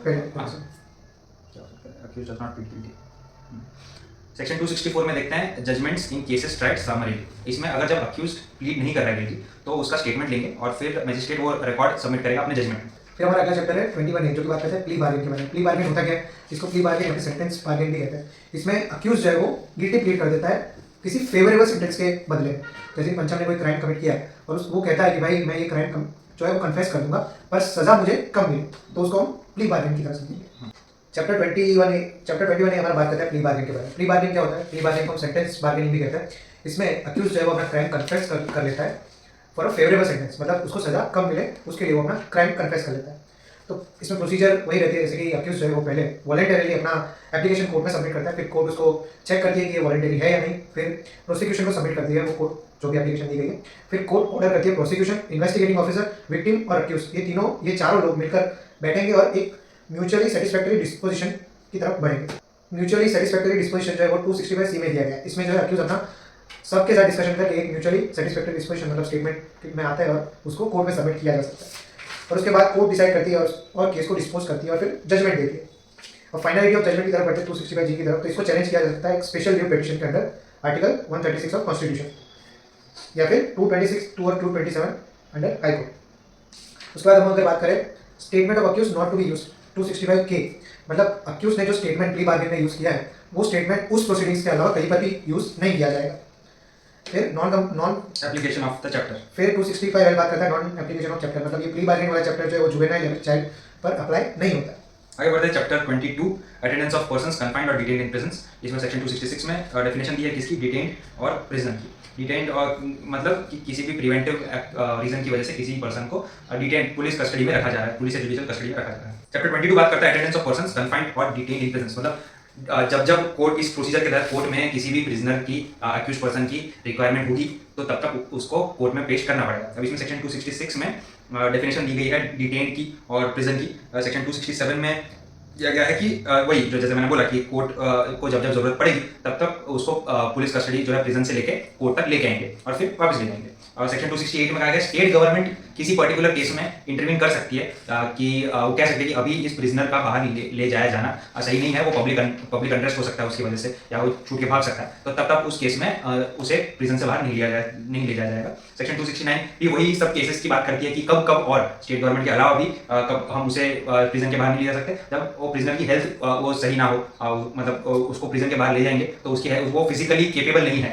आने के लिए, तो फिर तब उसको नहीं ले जा सकते कोर्ट तक। फिर सेक्शन 270 कहता है कि prisoner to be brought to court in custody, तो फुल पुलिस कस्टडी के साथ ही उसको कोर्ट में लिया जाए कि जब वो कोर्ट में भी है तब भी वो पुलिस की हिरासत नहीं है, वो पुलिस की हिरासत से बाहर नहीं है, वो एज क्या कहते हैं फ्री पर्सन घूम नहीं सकता। फिर सेक्शन 271 कहता है कि power to issue commission for examination of witness in prison, तो कि ये कोर्ट के पास ये पावर भी है कि अगर किसी केस में अगर जब प्रिजनर को ले जाया नहीं जा सकता कोर्ट में तो प्रिजन में ही विटनेस का एग्जामिनेशन हो सकता है। फिर चैप्टर 23 हमारा बात करता है evidence in inquiries and trials. इसमें ए जो है वो बात करता है mode of taking and recording evidence. Evidence जो कौन से मोड में रिकॉर्ड किए जाएंगे, लैंग्वेज ऑफ कोर्ट जो होगी उसमें वो लैंग्वेज रहेगी, ऐसा सेक्शन 272 कहता है। सेक्शन 273 कहता है कि evidence to be taken in presence of accuse के सामने सारे एविडेंस जो है वो रिकॉर्ड किए जाएंगे ताकि उसको ऑब्जेक्शन हो, वो कह सकता है अपना ऑब्जेक्शन जाहिर कर सकता है कोर्ट में। 274 बात करता है रिकॉर्ड इन समन्स केसेस में कौन सी इंक्वायरी और रिकॉर्ड जो है वो मेंटेन किए जाएंगे। वैसे ही सेक्शन 275 वारंट केसेस में कौन से एविडेंस रिकॉर्ड किए जाएंगे उसकी बात करता है। फिर सेक्शन 276 सेशन कोर्ट में कौन से एविडेंस रिकॉर्ड किए जाएंगे वो बात करते हैं, जो कि सारे सिमिलर ही हैं। फिर इसमें सेक्शन 277 बात करता है language of court of evidence, guess करो कौन सी लैंग्वेज होगी, लैंग्वेज ऑफ द कोर्ट।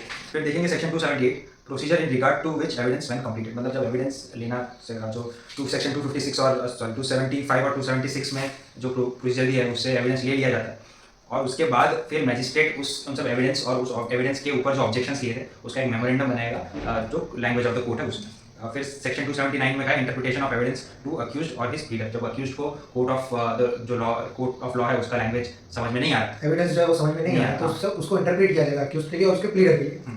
फिर 280 बात करता है remarks respecting demeanour of witness. इसमें से कि अगर कोई विटनेस को एविडेंस दे रहा है तो उसके साथ कोर्ट जो है उसका कंडक्ट जो है वो भी मार्क करेगी, वो भी रिकॉर्ड करेंगे कि उसको ये बोल रहा था और इस तरह से बोलने का अंदाज था उसका।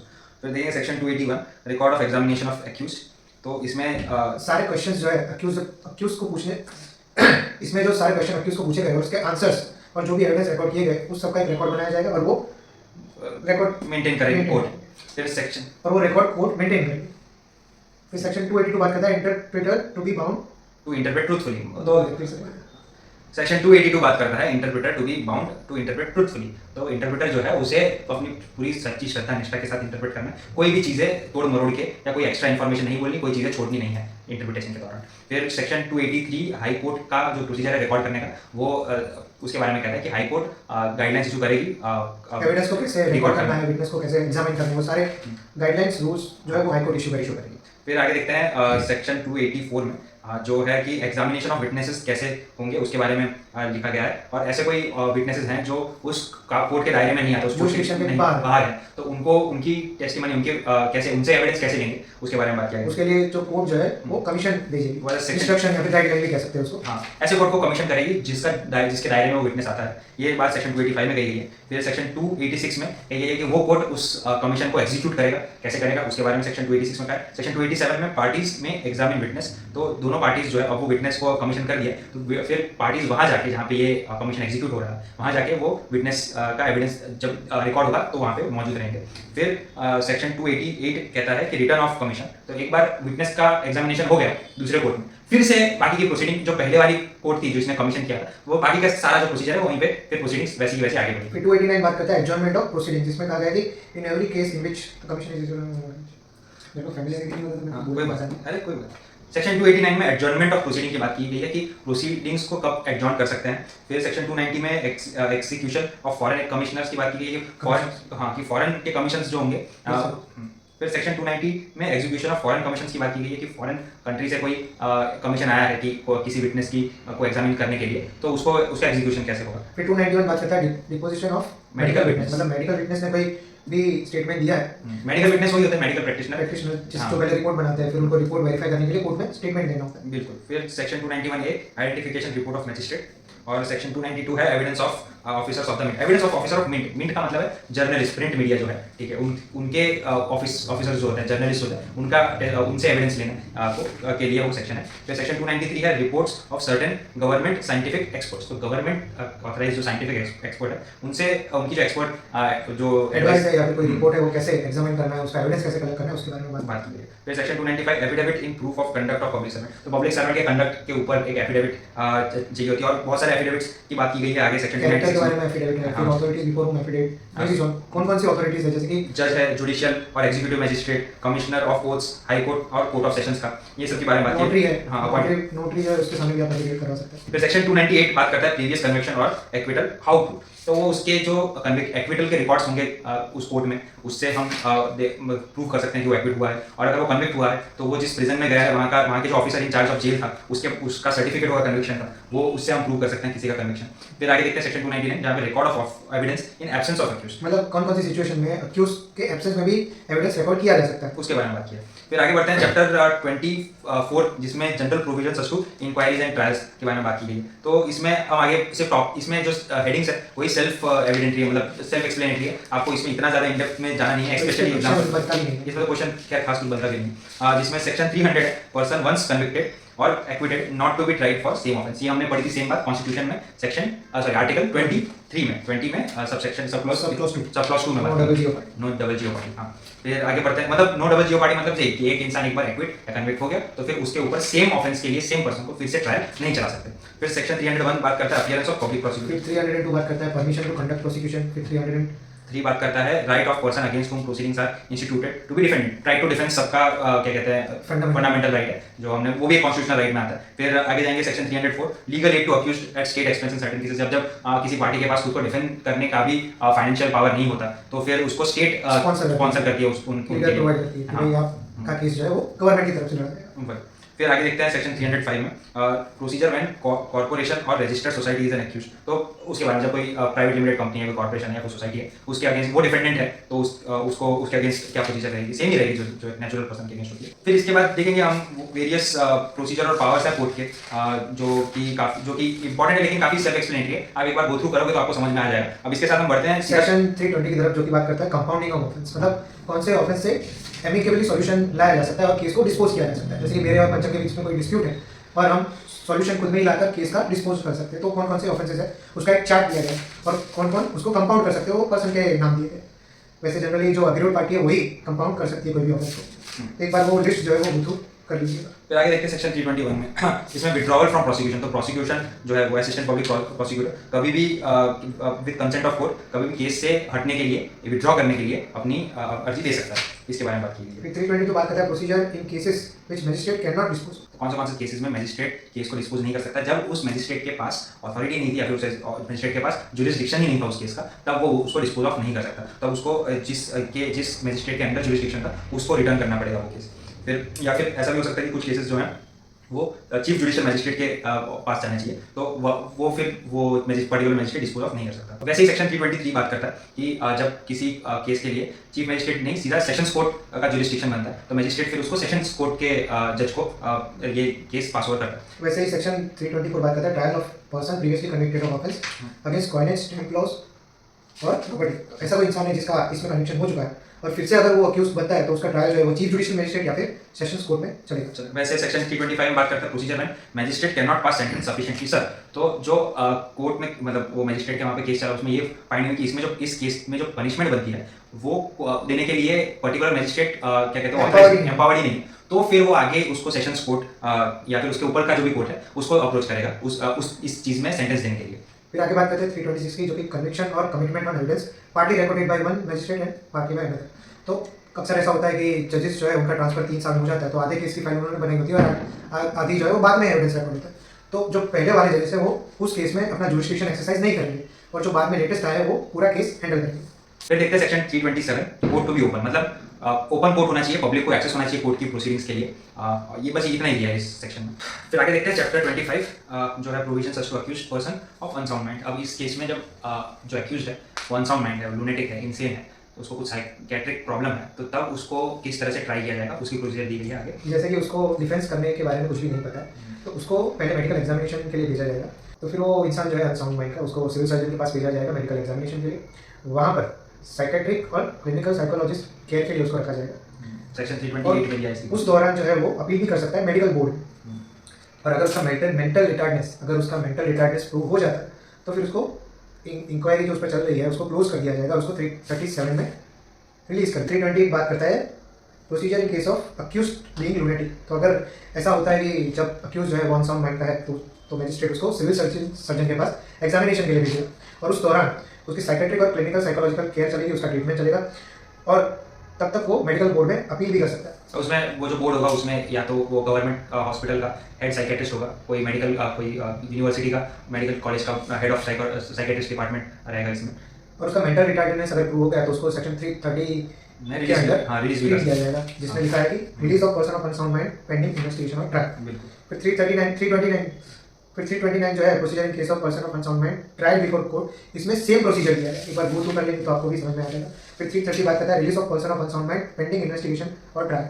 इसमें अगर ऐसा प्रूव हो जाता है कि जो पर्सन अक्यूज्ड है वो अनसाउंड माइंड का है तो उसको रिलीज कर दिया जाएगा। फिर 331 बात करता है रिजम्पशन ऑफ इंक्वायरी और ट्रायल।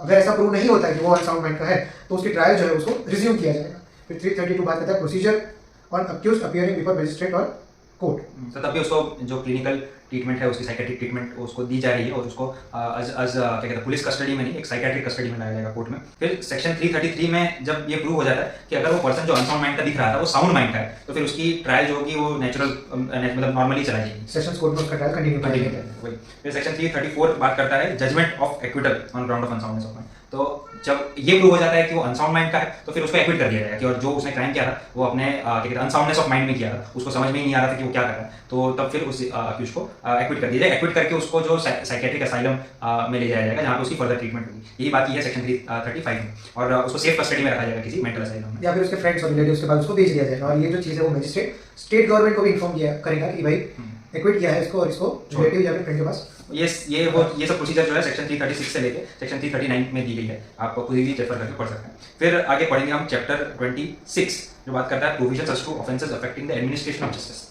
इसमें देखेंगे कि हमने जब सेक्शन 195 के डिस्कस कर रहे थे तब हमने देखा कि किसी भी पब्लिक सर्वेंट को अपनी ड्यूटी करते वक्त जो उसकी duty which is regarding to delivery of public justice, ठीक है, उसके अंदर कोई ऑफेंस हो रहा है, उसको रोका जा रहा है या फिर उसको कोई बाधा आ रही है, वो भी एक ऑफेंस है, ठीक है। तो उस केस में वो क्या करेगा, उसको रिकॉर्ड करेगा इन राइटिंग, फिर उसको कंप्लेंट रिकॉर्ड करेगा राइटिंग में, फिर उसको मजिस्ट्रेट के पास भेजेगा जिसके पास भी जुरिस्डिक्शन है, और फिर सिर्फ वही मजिस्ट्रेट उस केस को आगे बढ़ा सकते हैं, उस प्रोसीडिंग्स को आगे बढ़ा सकते हैं। फिर 341 में अपील की बात करी गई है, अगर आप डिससेटिस्फाइड है जजमेंट से तो आप हायर कोर्ट में अपील कर सकते हैं। और फिर 342 में कॉस्ट की बात की गई है कि जैसे कोर्ट के पास पावर है कॉस्ट इंप्लीमेंट करना कि मॉनिटरी। हाँ, सेक्शन 342 में फिर कॉस्ट की बात करी गई है कि जब भी ये देखा जाए कि कंप्लेंट अंडर सेक्शन 340 में की गई है तो फिर उसमें रिलेवेंट किसी भी पर्सन पर कॉस्ट इंपोज करना है तो इंपोज किया जा सकता है। सेक्शन 343 में procedure of magistrate taking cognizance, तो मजिस्ट्रेट कॉग्निजेंस लेने का प्रोसीजर यही है कि उसके पास एक रिटर्न में वो कंप्लेंट आनी चाहिए और फिर उसके ऊपर वो आगे प्रोसीडिंग बढ़ा सकता है। सेम प्रोसीडिंग्स रहेगी, जैसे सेम प्रोसीजर रहेगा जैसे बाकी सारे केसेस में रहता है। और ये पूरे चैप्टर में फिर यही बातें करी गई है। सेक्शन 344 में समरी प्रोसीजर की बात करी गई है, जब ऑफेंस का वो जो क्या कहते हैं पीरियड जो है वो not amounting more than 2 years, ठीक है, या फिर ये क्या कहते हैं डेथ और लाइफ इम्प्रिजनमेंट, उसको समरी केस की तरह ट्राई किया जाएगा। फिर procedure in certain cases of contempt cases में कंटेम्प्ट ऑफ कोर्ट क्या रहता है कि जब आप कोर्ट की प्रोसीडिंग्स को डिसरप्ट करो या फिर कोर्ट के परसेप्शन, कोर्ट के रेपुटेशन को पब्लिक में टार्निश करो, टार्निश मतलब उसे क्या कहते हैं उसके ऊपर लांछन लगाओ कोर्ट की रेपुटेशन पे, तो फिर उसको कंटेम्प्ट ऑफ कोर्ट में माना जाएगा और उसकी प्रोसीजर दी गई है। फिर आगे देखते हैं सेक्शन 346 में procedure where court considers that case should not be dealt with under section 340, कि जब कोर्ट को मानती है कि नहीं ये तो उसका freedom of speech and expression था किसी इंसान का ये करना, तो फिर वो उसके ऊपर से कंटेम्प्ट ऑफ कोर्ट का चार्ज हटा देगी। फिर आगे देखेंगे सेक्शन 347 में रजिस्ट्रार और सब रजिस्ट्रार जो है सिविल कोर्ट में माने जाएंगे। फिर discharge of offender on submission of apology, अगर कंटेम्प्ट का उस पर चार्जेस है और अपॉलजी देता है, माफी मांगता है, माफीनामा देता है कोर्ट में, तो फिर उसको माफ कर दिया जाएगा। फिर आगे बात करते हैं discharge of offender on submission of apology, अगर कंटेम्प्ट का उस पर चार्जेस है और वो अपॉलजी देता है तो उसको डिस्चार्ज कर दिया जाएगा। लेकिन कुछ लोग बहुत ढीठ होते हैं तो फिर वो मानते ही नहीं अपनी गलती, वो मैंने जो बोला सही बोला, मैंने कुछ गलत नहीं किया, तो फिर उस केस में सेक्शन 349 में उसको कन्विक्ट कर दिया जाएगा और उसको इम्प्रिजनमेंट कर दिया जाएगा, ठीक है। फिर सेक्शन 350 में बात की है समरी प्रोसीजर फॉर पनिशमेंट, उसमें भी non attendance by a witness in obedience to summons, जो भी चीज़ हुई है वो जज के सामने खुले कोर्ट में हुई है तो उसमें किसी विटनेस वगैरह की जरूरत नहीं है, उसको समरीली ट्राई किया जाएगा। फिर अपील्स फॉर कन्विक्शन, इसमें इन सब केसेस में अपील्स किए जा सकते हैं हायर कोर्ट में। सेक्शन 352 बात करता है कि कुछ केसेस जहाँ स्पेशली जैसे 190 सेक्शन 195 सीआरपीसी का जब पब्लिक सर्वेंट के जो क्या कहते हैं जुडिशियल ड्यूटी में कोई विघ्न आता है और उस केस में जब जज खुद विटनेस होता है, जब जज के सामने ये चीज़ हुई होती है तो फिर उस केस में वो जज खुद वो केस ट्राई नहीं कर सकता, फिर उस केस में जो पब्लिक सर्वेंट को किसी और जज को ये कंप्लेंट लिख के देनी पड़ेगी। फिर देखते हैं क्योंकि इसमें सिंपल कैसे किसी जज के सामने हुआ तो जज फिर अपने ही केस में विटनेस नहीं बन सकता, तो अगर किसी और जज को कंप्लेंट जाएगी तो फिर उस केस में वो जज जो है विटनेस बन सकेगा उस केस में। देखते हैं चैप्टर 27 जजमेंट, जो कि सेक्शन 353 से लेके 365 तक दिया गया है। इसमें जजमेंट्स के बारे में सेक्शन 353 में जजमेंट की डेफिनेशन दी गई है कि वो जो है क्रिमिनल कोर्ट में जज देगा to the pleaders by delivering the whole of the judgment, वो पूरा जजमेंट डिलीवर करेगा प्लीडर को, फिर वो जजमेंट रीड आउट करेगा, फिर और उस लैंग्वेज में करेगा जो एक्यूज और अक्यूज का प्लीडर समझ सकता है, ताकि अक्यूज को पता चले कि भाई उसके केस में क्या जजमेंट आया। और जजमेंट को इसलिए इनवैलिड नहीं गिना जाएगा क्योंकि जजमेंट के टाइम पार्टी या फिर उसका प्लीडर जो है वो प्रेजेंट नहीं था, इस ग्राउंड पर उसको इनवैलिड नहीं गिना जा सकता। फिर आगे देखते हैं section 354 language and contents of the judgment, तो उसमें कोर्ट के लैंग्वेज में वो जजमेंट लिखा जाना चाहिए। फिर shall contain all the point of difference, मतलब कौन से इश्यूज रेज हुए थे उस केस में और उस इश्यूज का में क्या क्या जज ने कंक्लूड किया, वो सारी चीज़ें लिखी जाएगी। फिर 355 बात करते हैं मेट्रोपॉलिटन मजिस्ट्रेट्स जजमेंट, उसमें कुछ चीज़ें दी गई है जो कि पर्टिकुलर जजमेंट में मेंशन होने चाहिए, जैसे कि सीरियल नंबर हो गया, फिर name of the complainant, final order, date of the judgment, ये सारी चीज़ें होनी चाहिए। वैसे एक चीज़ इंपॉर्टेंट है जो कि रीजंस फॉर सेंटेंसिंग, जो सेक्शन 354 में बात करते हैं वो भी होना चाहिए कि वो मैंडेटरी है किसी भी जजमेंट में कि सेंटेंसिंग कितनी दी है और वो क्यों दी है, उसका रीजन देना पड़ेगा जज को। फिर आगे बढ़ते सेक्शन 356 में order for notifying address of previously convicted offenders, मतलब एक बार अगर ऑफेंडर कन्विक्टेड हो चुका है तो उसको अपना एड्रेस फर्निश करना है कोर्ट को, ताकि अगली बार अगर अपील में हायर कोर्ट में जाए एग्रीमेंट पार्टी तो उस ऑफेंडर को पेश किया जाए। फिर और सेक्शन 357 में क्या कि ऑर्डर टू पे कंपनसेशन, तो जब क्या कहते हैं किसी भी क्रिमिनल प्रोसीडिंग में कोई कंपनसेशन देने का ऑर्डर निकालते हैं और फिर उसको कंप्लेंट नहीं किया जाता अक्यूज से, तो फिर उसका जो है उसका प्रोसीडिंग होगा वो एक सिविल ट्रायल की तरह सिविल कोर्ट में मनी सूट की तरह उसको फाइल किया जाएगा। फिर सेक्शन 357 कहता है विक्टिम कंपनसेशन स्कीम के बारे में, state government in coordination with central government, दोनों स्टेट और सेंट्रल गवर्नमेंट मिलकर एक स्कीम बनाएगी जिसमें कौन से ऑफेंस के विक्टिम्स को कितना कंपनसेशन देना चाहिए और किस तरह से कितने पार्ट्स में देना चाहिए, वो सब चीज़ें उसमें डिटरमाइन की जाएगी, ऐसा ये कोर्ट प्रोवाइड करता है। फिर सेक्शन 357 भी जो है compensation to be in addition to fine under section 326A और 326B ऑफ आईपीसी। इसमें ये एसिड अटैक और गैंग रेप की शायद बात करता है, तो उस केस में जो कंपनसेशन है वो स्टेट गवर्नमेंट प्रोवाइड करेगी विक्टिम को। हाँ, फिर सेक्शन 357C बात करता है ट्रीटमेंट ऑफ विक्टिम्स। तो उसमें कोई भी हॉस्पिटल हो जहाँ पे वो ऑफेंस कमिट हुआ है, उसके नज़दीक में पब्लिक हो, प्राइवेट हो, गवर्नमेंट का हो, कैसा भी हॉस्पिटल हो, उसको उस विक्टिम को free of cost treatment provide करनी पड़ेगी। फिर आगे देखेंगे सेक्शन 358 में कंपनसेशन टू पर्सन ग्राउंडलेसली अरेस्टेड, मतलब कोई भी ग्राउंड के बिना अगर कोई भी इंसान को अरेस्ट करवाया जाता है पुलिस के द्वारा तो उसको कंपनसेशन मिलना चाहिए और कोर्ट जो है वो कंपनसेशन ग्रांट करती है। सेक्शन 359 में बात की गई है ऑर्डर टू पे cost in non cognizable cases. तो इसमें अगर किसी भी नॉन कॉग्निजेबल या एनसी केसेस में किसी इंसान को मतलब वो पेमेंट नहीं कर रहा, मतलब पैसों का ही मैटर होता है, उसमें पेमेंट नहीं कर रहा फाइन का, तो फिर उसको 30 दिन की सजा दी जाए, मतलब 30 दिन तक उसको इम्प्रिजन किया जा सकता है। फिर 360 बात करता है order to release on probation of good conduct. अगर कोई इंसान को इम्प्रिजन किया जाता है और फिर उसका कंडक्ट गुड रहता है तो फिर उनको प्रोबेशन पर रिलीज कर सकते हैं। ये जो है प्रोबेशन ऑफ ऑफेंडर्स एक्ट में काफी डीपली कवर किया गया है। कुछ स्पेशल रीजंस रिकॉर्ड किए जा सकते हैं सर्टन केसेस में सेक्शन 361 में, कि किसी को मतलब किसी को प्रोबेशन में छोड़ने वगैरह के। फिर सेक्शन 362 में court not to alter judgment को बिल्कुल अल्टर नहीं किया जा सकता। एक बार प्रिसाइडिंग ऑफिसर ने साइन कर दिया तो फाइनल होगा, एक्सेप्ट फॉर क्लरिकल एरर उस जजमेंट को अल्टर नहीं कर सकता। फिर आगे देखेंगे सेक्शन 363 में copy of judgments to be given to be accused and other person. तो जजमेंट का कॉपी फ्री ऑफ कॉस्ट जितनी भी पार्टीज है उनको मिलना चाहिए। और फिर section 364 judgment when to be translated, कभी जब वो जजमेंट अगर किसी लैंग्वेज में है जो अक्यूज को या इसको समझ में नहीं आ रही है तो फिर उसको ट्रांसलेट किया जा सकता है। फिर court of session to send copy of finding and sentence to district magistrate. अगर कोई कोर्ट ऑफ सेशन है उसने कोई ऑफेंस को ट्राई किया और कन्विक्ट किया है जिसको, तो उसकी फाइंडिंग्स जो है वो डिस्ट्रिक्ट मजिस्ट्रेट यानी कि कलेक्टर को भेज दी जाएगी और उसके साथ कितना सेंटेंस पास हुआ है वो भी मेंशन किया जाएगा। फिर आगे का जो चैप्टर है वो है डेथ सेंटेंसेस फॉर कन्फर्मेशन की बात करती है। जैसे हमने आपको पहले बताया कि कोई पनिशमेंट है, जिस मतलब कोई ऐसा कन्विक्शन हुआ है किसी का डेथ सेंटेंस का लोअर कोर्ट में या सेशंस कोर्ट में, तो फिर उसको हाई कोर्ट से कन्फर्मेशन लेने की जरूरत पड़ेगी उस केस में। जैसे सेक्शन 366 बात करता है sentence of death to be submitted by court of sessions for confirmation. तो court of sessions high court में कंफर्मेशन के लिए रखेगा। फिर सेक्शन 367 बात करता है power to direct in further inquiry to be made और additional evidence to be taken. तो इसमें अगर हाई कोर्ट को लगता है तो वो डायरेक्ट कर सकती है कि हाँ इसमें और एविडेंस की रिक्वायरमेंट है ये कंफर्म करने के लिए कि इस केस में डेथ सेंटेंस देना ठीक रहेगा या नहीं, तो हाई कोर्ट सेशंस कोर्ट को डायरेक्ट कर सकता है और एविडेंस। फिर आगे 368 बात करता है power of high court to confirm sentence और एन्यूल द कन्विक्शन, मतलब सेंटेंस जो है डेथ का उसको कंफर्म भी किया जा सकता है या फिर उसको एनल कर दिया जाए, मतलब उसको रद्द कर सकता है। फिर आगे देखते हैं सेक्शन 369 में कंफर्मेशन और new sentence to be signed by 2 जजेस। तो अभी नया जो पहले डेथ सेंटेंस था अब उसको लाइफ इम्प्रिजनमेंट या कोई भी और पनिशमेंट दी गई है तो उसका वो सेंटेंस है वो दोनों जज साइन करेंगे उस केस में। 370 में है procedure in case of different of opinion, मतलब 2 जजेस हैं किसी केस में तो फिर दोनों का अलग अलग ओपिनियन है तो हायर बेंच को वो जो केस है वो रिफर कर दिया जाएगा। फिर procedure in cases submitted to high court for confirmation. तो ये जो चीज़ थी ये क्या कहते हैं पूरे चैप्टर में इसी के बारे में डिस्कस किया है। सेक्शन 371 जो है procedure in cases submitted to high court for confirmation. तो हाई कोर्ट में विदाउट डिले एक ऑर्डर फॉर कंफर्मेशन जो होता है वो हाई कोर्ट बनाती है और उसकी copy without delay court of sessions को प्रोवाइड करती है। ये प्रोसीजर दिया गया डेथ सेंटेंस के केस में। फिर आगे देखते हैं चैप्टर 29 अपील्स के बारे में इसमें बात की है कि कोई अपील एंटरटेन नहीं की जाएगी अनलेस प्रोवाइडेड अदरवाइज, मतलब अपील करोगे तो अपील मिलेगा, उसके बिना अपील नहीं मिलेगा। ठीक है, फिर आगे ये था सेक्शन 372 में 373 में अपील फ्रॉम जजेस रिक्वायरिंग सिक्योरिटी और रिफ्यूजल टू एक्सेप्ट और rejecting security for keeping peace for good behaviour. तो अगर कोई जज मना कर रहा है किसी को क्या कहते हैं गुड बिहेवियर में रहने के लिए उससे सिक्योरिटी और श्योरिटी लेके उसे छोड़ने का मना कर रहा है तो उस केस में भी अपील किया जा सकता है दूसरे को। और 374 बात करता है अपील फ्रॉम कन्विक्शन, अगर किसी इंसान को हाई कोर्ट ने कन्विक्ट कर दिया है और उसको अपील में जाना है सुप्रीम कोर्ट तो वो जा सकता है।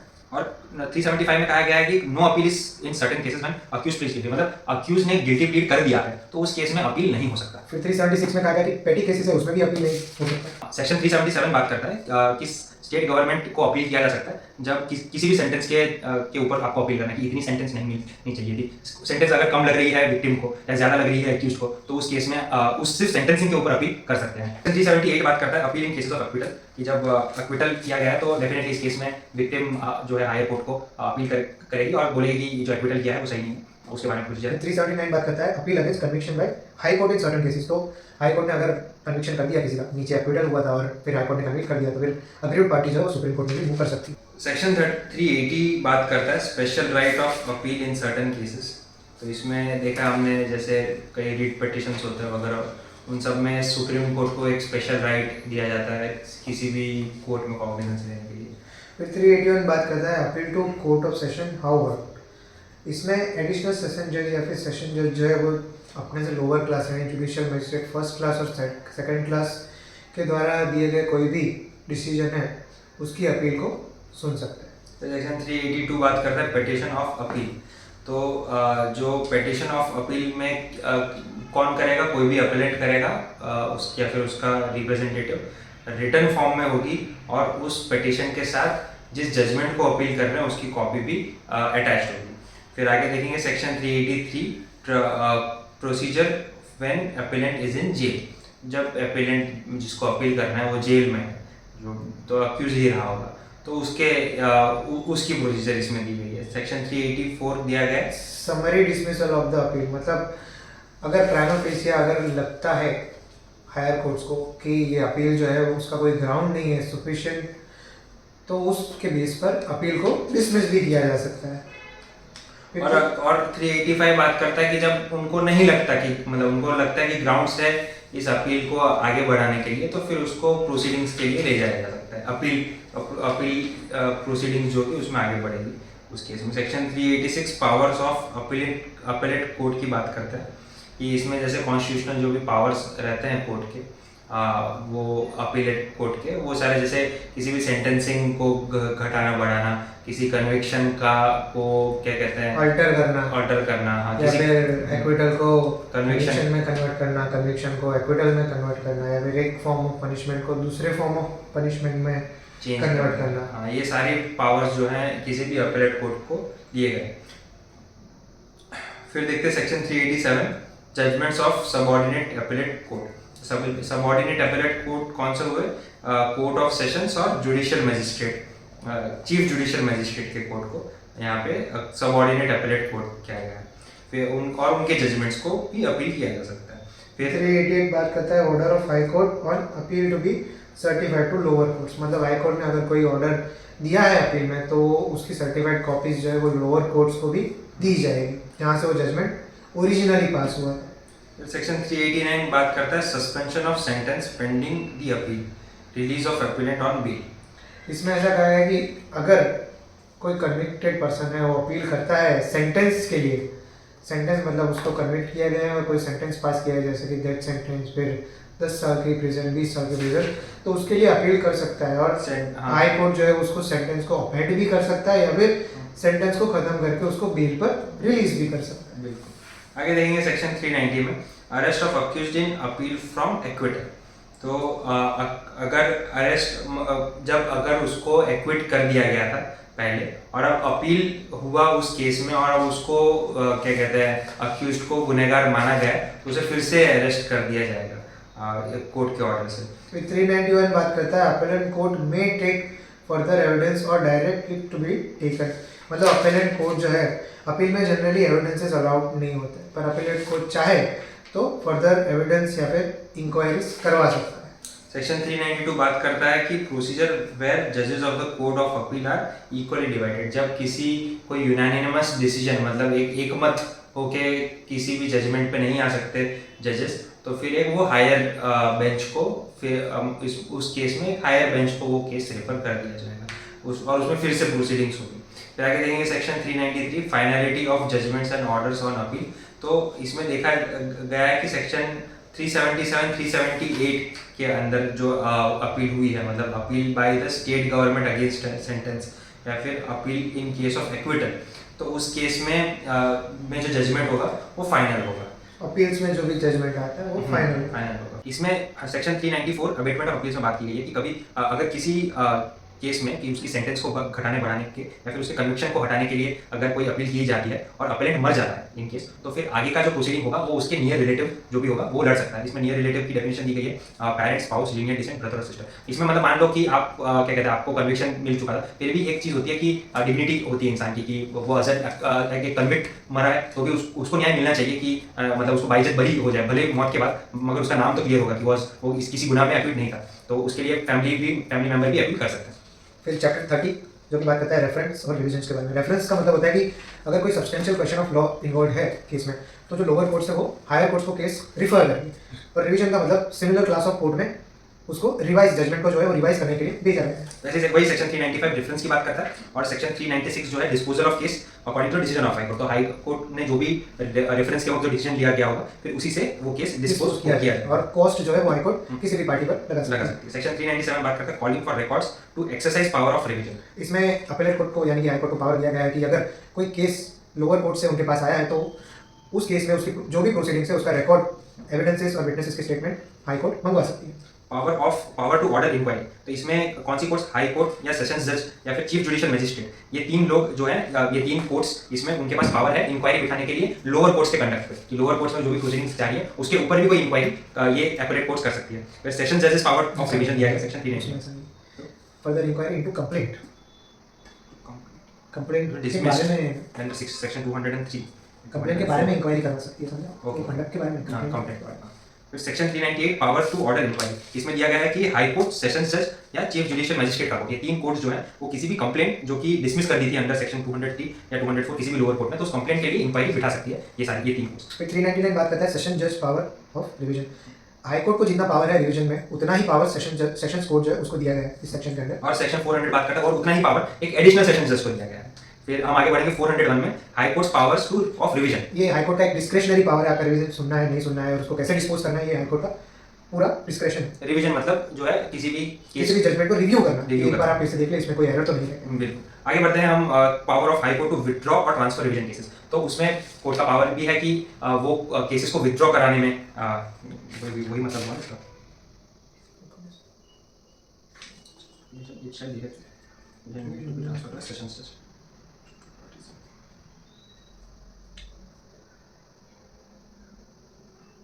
अरे इसमें एक करेक्ट मैं बोल देता हूँ।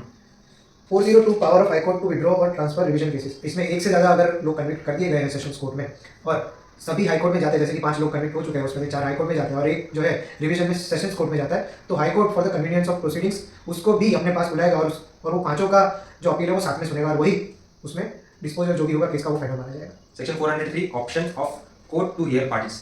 तो वही बात करता है कि रिवीजन जो है वो जो है टोटल डिस्कशन पे होता है कोर्ट के।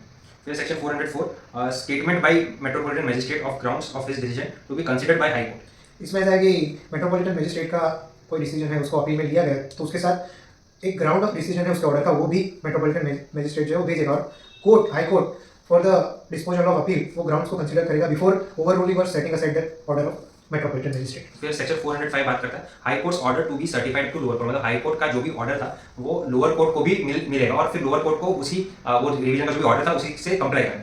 फिर आगे देखते हैं हम chapter 31 transfer of criminal cases के बारे में। तो ट्रांसफर ऑफ केसेस कब होता है, मतलब एक कोर्ट से दूसरे कोर्ट में केस को ट्रांसफर कर दिया जाए, किस ग्राउंड्स में, उसे हम आगे देखेंगे। Section 406 power of supreme court to transfer cases and appeals. तो जो भी अपील्स आ रहे हैं लोअर कोर्ट से तो सुप्रीम कोर्ट उसको ट्रांसफर कराने का पावर रखती है। फिर देखते हैं सेक्शन 407 में power of high court to transfer cases and appeals. High court के पास भी पावर है उसके सबऑर्डिनेट कोर्ट्स में जो भी अपील आ रही है उसको ट्रांसफर करना है। सेक्शन 408 बात करता है पावर ऑफ सेशन जज to transfer case and appeals, मतलब सेशन जज के पास भी जो मेट्रोपॉलिटन जजेस हैं, एडिशनल है या फिर जो भी जेएमएससी है, जेएमएफसी है, judicial magistrate first class second class, उनके पास के जो केसेस है उनको भी ट्रांसफर करा सकती है सेशन जज। सेक्शन 409 बात करता है withdrawal of cases and appeals bye session जज। तो सेशन जज विड्रॉ भी कर सकते हैं केस अपने, मतलब जो भी असिस्टेंट जजेस या जुडिशियल मजिस्ट्रेट को जो केसेस दिए गए हैं वो उनसे विड्रॉ भी करा सकते हैं। ऐसे ही 410 बात करता है withdrawal of cases bye judicial magistrate, मतलब चीफ जुडिशियल मजिस्ट्रेट ने उसके सबऑर्डिनेट मजिस्ट्रेट को जो भी केसेस ट्रांसफर किया है उसको वापस रिकॉल भी कर सकता है अपने पास और अपनी तरफ से भी ट्राई कर सकता है उस केस को। और सेक्शन 411 बात करता है मेकिंग ओवर और withdrawal of cases bye executive magistrate. हमने जब बात किया था शुरुआत में सीआरपी जब हमने शुरू किया था, एग्जीक्यूटिव मजिस्ट्रेट के पास कोई जुडिशियल पावर नहीं होती किसी को सेंटेंस देने की, तो उसके पास जो भी डिसीजन मेकिंग पावर्स है उसको भी विड्रॉ किया जा सकता है। 412 बात करता है reason to be recorded. Session जज अगर कोई जजमेंट प्रोनाउंस करता है या फिर ऑर्डर पास करता है तो उसका रीजन उसको रिकॉर्ड करना पड़ेगा। अब हम आगे बढ़ते हैं चैप्टर 32 में।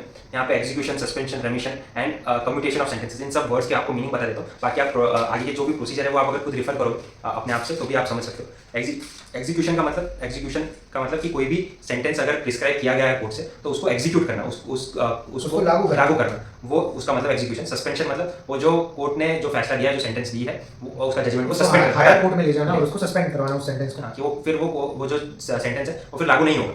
फिर रेमिशन मतलब वो सेंटेंस को घटाना, ज़्यादा साल की पनिशमेंट दी थी उसको घटा के कुछ साल कर देना, और कम्यूटेशन ऑफ सेंटेंसेस मतलब sentences one form of punishment को दूसरे फॉर्म ऑफ पनिशमेंट में ट्रांसफर करना, जैसे कि रिगरस इम्प्रिजनमेंट हो गया उसको सिंपल इम्प्रिजनमेंट में कन्वर्ट करना। ये आप अगर आप एक बार सिर्फ टॉपिक्स भी देख लोगे इसमें जो मतलब सेक्शन है, तो आपको समझ में आ जाएगा कि किसके बारे में बात किया जा रहा है। इसमें मेजरली 4 पार्ट्स में दिया गया कि डेथ सेंटेंसेस के बारे में बात की गई है कि उसमें क्या कहते हैं रिमिशन के लिए अपील कर सकते हैं, कोई भी अपील माफ़ी मांग के या कुछ भी प्लीड करके कि भाई मुझे डेथ सेंटेंस ना दी जाए, लाइफ इम्प्रिजनमेंट दी जाए वगैरह। फिर इसमें इम्प्रिजनमेंट की बात करते हैं, इम्प्रिजनमेंट में क्या कहते हैं घटाना, सेंटेंसेस घटाने की बात वगैरह होती है इसमें रेमिशन में। फिर जो है फाइन, कोई पेक्यूनरी उस पर पनिशमेंट दी गई हो कि मतलब उनको कोई सर्टेन अमाउंट ऑफ पैसे देने हैं एज कंपनसेशन या फाइन, तो उसमें भी घटाने की बात की। उसके बाद जनरल प्रोविजन रिगार्डिंग एग्जीक्यूशन, जैसे कि कौन वारंट को इशू कर सकता है, फिर sentence on escape convict when to take effect. फिर एक पार्ट बात करता है यहाँ पे सेक्शन 432 से 435 तक about suspension, remission and commutation of sentences. तो उसमें कोर्ट की पावर है कि वो सेंटेंस को कम्यूट कर सकती है, रिमेट कर सकती है या फिर सस्पेंड भी कर सकती है, but that has to be done with the consent of the person who is sentenced, और उसका कंसेंट होना चाहिए एक्यूज का जो इन प्रेजेंट है। फिर आगे बढ़ते हैं सेक्शन 333 में, चैप्टर 33 में जो है section 436, in what cases bail to be taken. तो बेल किन किन केसेस में दी जाएगी उसके बारे में यहाँ पे प्रोविजंस दिए गए हैं कि ये पूरा chapter is about bails and bonds. फिर इसमें देखेंगे हम maximum period for which under trial prisons can be detain. यहाँ पे लिखा है for a period longer than 1/2 of the state period और release him on bail instead of personal one. फिर 437 जो है वो हमारा रेगुलर बेल के बारे में बात करता है, when bail may be taken in case of non bailable offence. Non bailable offence कोई कमिट किया है तो उसके केस में बेल कैसे ग्रांट कराई जा सकती है, तो कोर्ट में 437 की एप्लीकेशन देनी होगी और अपने आर्गुमेंट प्रेजेंट करने होंगे। और पब्लिक प्रोसिक्यूटर को भी एक अपॉर्चुनिटी दी जाएगी उसको मतलब उसका पक्ष रखने के लिए ऐसे केसेस में। और बेलेबल ऑफेंस जो है उसमें बेल है वो आपका मैटर ऑफ राइट, आपका बेल लेना आपका एक अधिकार है, और नॉन बेलेबल ऑफेंस में बेल लेना वो कोर्ट का डिस्क्रिप्शन है कि आपको बेल ग्रांट करना है नहीं करना है। और सर्टेन केसेस जैसे सेक्शन 437 ये में बात की है कि bail to require accused to appear before next appellate court. तो जब हम बेल एप्लीकेशन को अपील कर रहे हैं मतलब तो तब उसको क्या कहते हैं एपेलेट कोर्ट के सामने पेश करने का भी प्रोसीजर दिया गया है सेक्शन 437 में। 438 बात करता है direction for grant of bail to person apprehending arrest. ये एंटीसिपेटरी बेल की बात करता है, जैसे कि आपको कोई फंसाने की कोशिश में पुलिस स्टेशन जाता है और आपके खिलाफ कंप्लेंट फाइल कर देता है, तो ऐसे केस में आप एडवांस में कोर्ट के पास जाकर भी बेल का प्रोविजन एनेबल करवा सकते हो और बेल ग्रांट करवा सकते हो। और कुछ सर्टेन राइट्स जो है वो हाई कोर्ट और कोर्ट ऑफ सेशंस को दी गई है रिगार्डिंग बेल, जो सेक्शन 439 में लिस्टेड है। सेक्शन 440 में देखेंगे हम amount of bond and reduction देयरऑफ।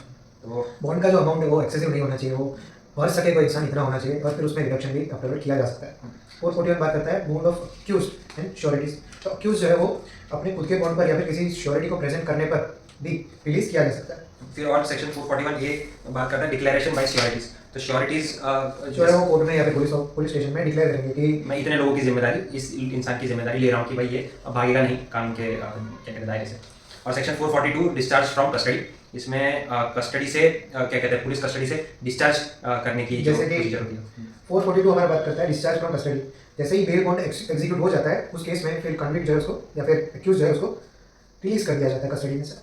फिर 443 कहता है power to order sufficient bail when that first taken is insufficient. पहले 15,000 का बेल ग्रांट किया और फिर कोर्ट को लगा नहीं ऑफेंस काफी सीरियस है तो ज़्यादा अमाउंट का बेल चाहिए, तो 1 लाख का बेल फिर कहेगा कोर्ट कि आप इतना बेल अमाउंट और फिर श्योरिटी जो है सॉल्वेंट उसको अरेंज करिए। फिर 440 पर बात करता है डिस्चार्ज ऑफ श्योरिटीज।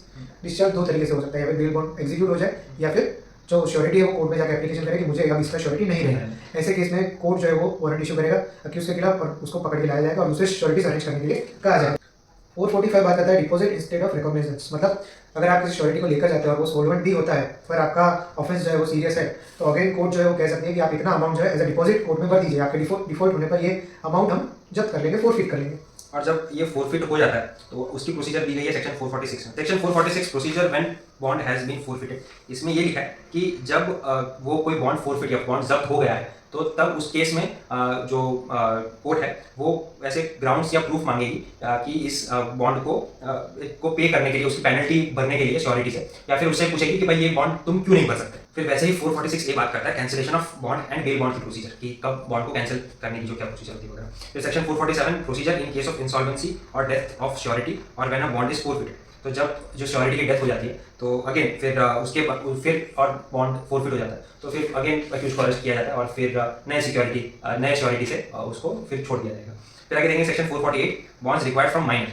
तो अगर किसी माइनर के अरेस्ट के को छोड़ने की बात हो रही है तो उस केस में कंपलसरी श्योरिटी होगा ही। वहाँ पे इससे पहले हमने देखा कि श्योरिटी ऑप्शनल था, कोर्ट के डिस्क्रिप्शन में है श्योरिटी चाहिए या नहीं। माइनर के केस में श्योरिटी कंपलसरी। केस फिर section 449 appeal from orders under section 446 जो है कि cancellation of procedure when fourth feature की बात करी गई है सेक्शन 446 में। अगर उससे आप डिससेटिस्फाई है तो उसको अपील में भी ले जा सकते हैं सेशन जज के पास। आगे देखते हैं fourth section 450 power to direct levy of amount due to certain recognizance. मतलब हाई कोर्ट या फिर कोर्ट ऑफ सेशंस के पास ऐसा पावर है कि कोई भी अमाउंट जो है उसको घटाया बढ़ाया जा सकता है लोअर कोर्ट के डिसीजन के बॉन्ड के डिसीजन के ऊपर। फिर आगे देखेंगे चैप्टर 36 नहीं चैप्टर 34। आगे देखते हैं चैप्टर 34 डिस्पोजल ऑफ प्रॉपर्टी। जो प्रॉपर्टी फोरफिट की गई है, अटैच की गई है, तो उसको डिस्पोज करने की प्रोसेस दी गई है सेक्शन 451 से 459 तक। तो उसमें ये दिया है कि order of custody and disposal of property in trial of certain cases. तो कुछ केसेस में जब नहीं आ रहा क्या कहते हैं हमारा अक्यूज जो प्रोक्लेम ऑफेंडर है तो उस केस में फिर उसे उसकी प्रॉपर्टी को डिस्पोज ऑफ करने की जो प्रोसीजर हमने आगे देखी उसके बारे में दिया गया है। फिर 456 बात करता है power to restore position of immovable property. मतलब अगर कोर्ट ने कोई इमूवेबल प्रॉपर्टी पोजीशन में कर रखी है तो उसको फिर से भी क्लेम या फिर रिस्टोर किया जा सकता है। फिर वैसे ही 459 बात करता है power to sell perishable property. मतलब जो भी प्रॉपर्टी है वो ऐसी है कि शॉर्ट टर्म में खत्म हो जाने वाली है तो उसको सेल भी कर सकती है वो। चैप्टर 35 इरेगुलर प्रोसीडिंग्स की बात करता है। उसमें सेक्शन 460 कहता है उन इरेगुलरिटीज के बारे में जिससे प्रोसीडिंग्स विशिएट नहीं होती, मतलब वो नलीफाई या वो रद्द नहीं हो सकती। तो वैसी कौन सी इरेगुलरिटीज है? किसी सर्च वारंट में इरेगुलरिटी हुई हो या किसी इंक्वेस्ट मतलब इन्वेस्टिगेशन में हुई हो या फिर इंक्वेस्ट में हुई हो या फिर कोई कॉग्निजेंस लेने में हुई हो, किसी को पार्डन करने का कोई ऑर्डर रहा हो, तो उन सब चीज में प्रोसीडिंग्स विषय मतलब प्रोसीडिंग नलीफाई नहीं होती। लेकिन ऐसे केसेस में जहाँ पे प्रॉपर्टी अटैचमेंट की बात आती है या फिर ऐसे डॉक्यूमेंट्स जो किसी क्या कहते हैं जो मतलब लेटर या टेलीग्राम के थ्रू कोई कम्युनिकेशन हो रहा था और उसमें कोर्ट ने डायरेक्टली वहां से कुछ मंगवा लिया, इरेगुलरिटीज की वजह से जो प्रोसीडिंग्स है वो विशिएट हो जाएगी। मतलब विशिएट का मतलब नलीफाई रद्द हो जाती है। प्रोसीडिंग्स इन रॉन्ग प्लेसेस में non compliance with the provision of section 164 और सेक्शन 281। फिर effect of omission of to frame और एब्सेंस ऑफ और एरर इन चार्जेस। आगे बढ़ते हैं सेक्शन 466 डिफेक्ट और error not to make attachment unlawful. तो क्या कहते हैं कोई डिफेक्ट है या कोई एरर है उसकी वजह से कोई अटैचमेंट अनलॉफुल नहीं हो सकता। अटैचमेंट की बात करी गई यहाँ पर प्रॉपर्टी या फिर कोई चीज के बारे में। आगे देखते हैं सेक्शन 36 में limitation for taking cognizance of certain offences. इसमें सेक्शन 467 से लेके 473 तक सेक्शन जो है वो लिमिटेशन की बात करते हैं। लिमिटेशन की डेफिनेशन दी गई, पीरियड ऑफ लिमिटेशन की डेफिनेशन दी गई है सेक्शन 467 में।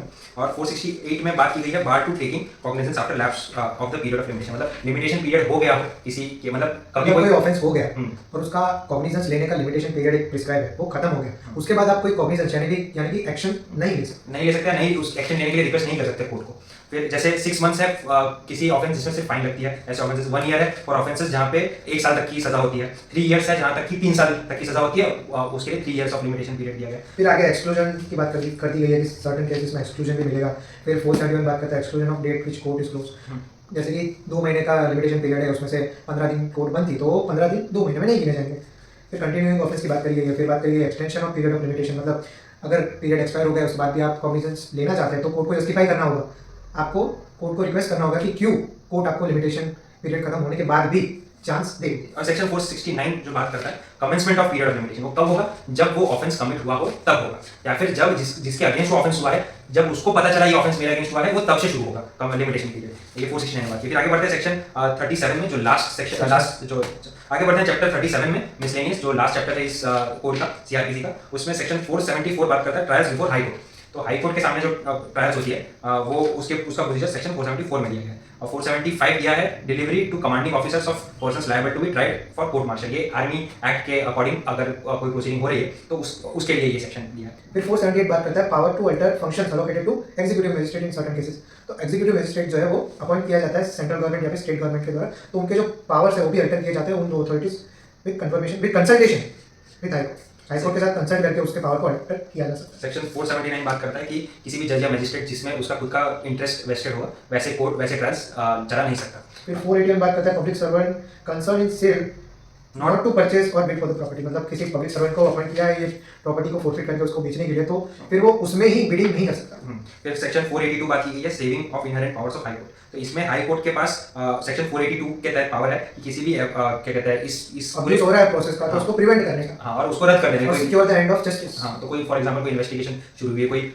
कोर्ट प्रोसीड जुडिशियल प्रोसीडिंग शुरू हुई है और वो बिल्कुल बेतुकी है, तो हम हाई कोर्ट के पास बात जाके जैसे कोई एफआईआर रजिस्टर हुआ तो क्वॉशिंग ऑफ एफआईआर जो होता है हम सेक्शन 482 ऑफ सीआरपीसी के तहत जाते हैं, हाई कोर्ट को अप्रोच करते हैं। फिर हम देखेंगे section 483 duty of high court to exercise continuous superintendence over court. Superintendence मतलब उसके उन पे नजर निगरानी रखना है और उनके कोई भी मतलब उनके उसमें कोई भी इरेगुलरिटीज है तो उसके अगेंस्ट इंक्वायरी और एक्शन लेने का पावर हाई कोर्ट। फिर आगे रिपील और सेविंग का एक सेक्शन दिया गया है, वो भी इतना इंपॉर्टेंट नहीं।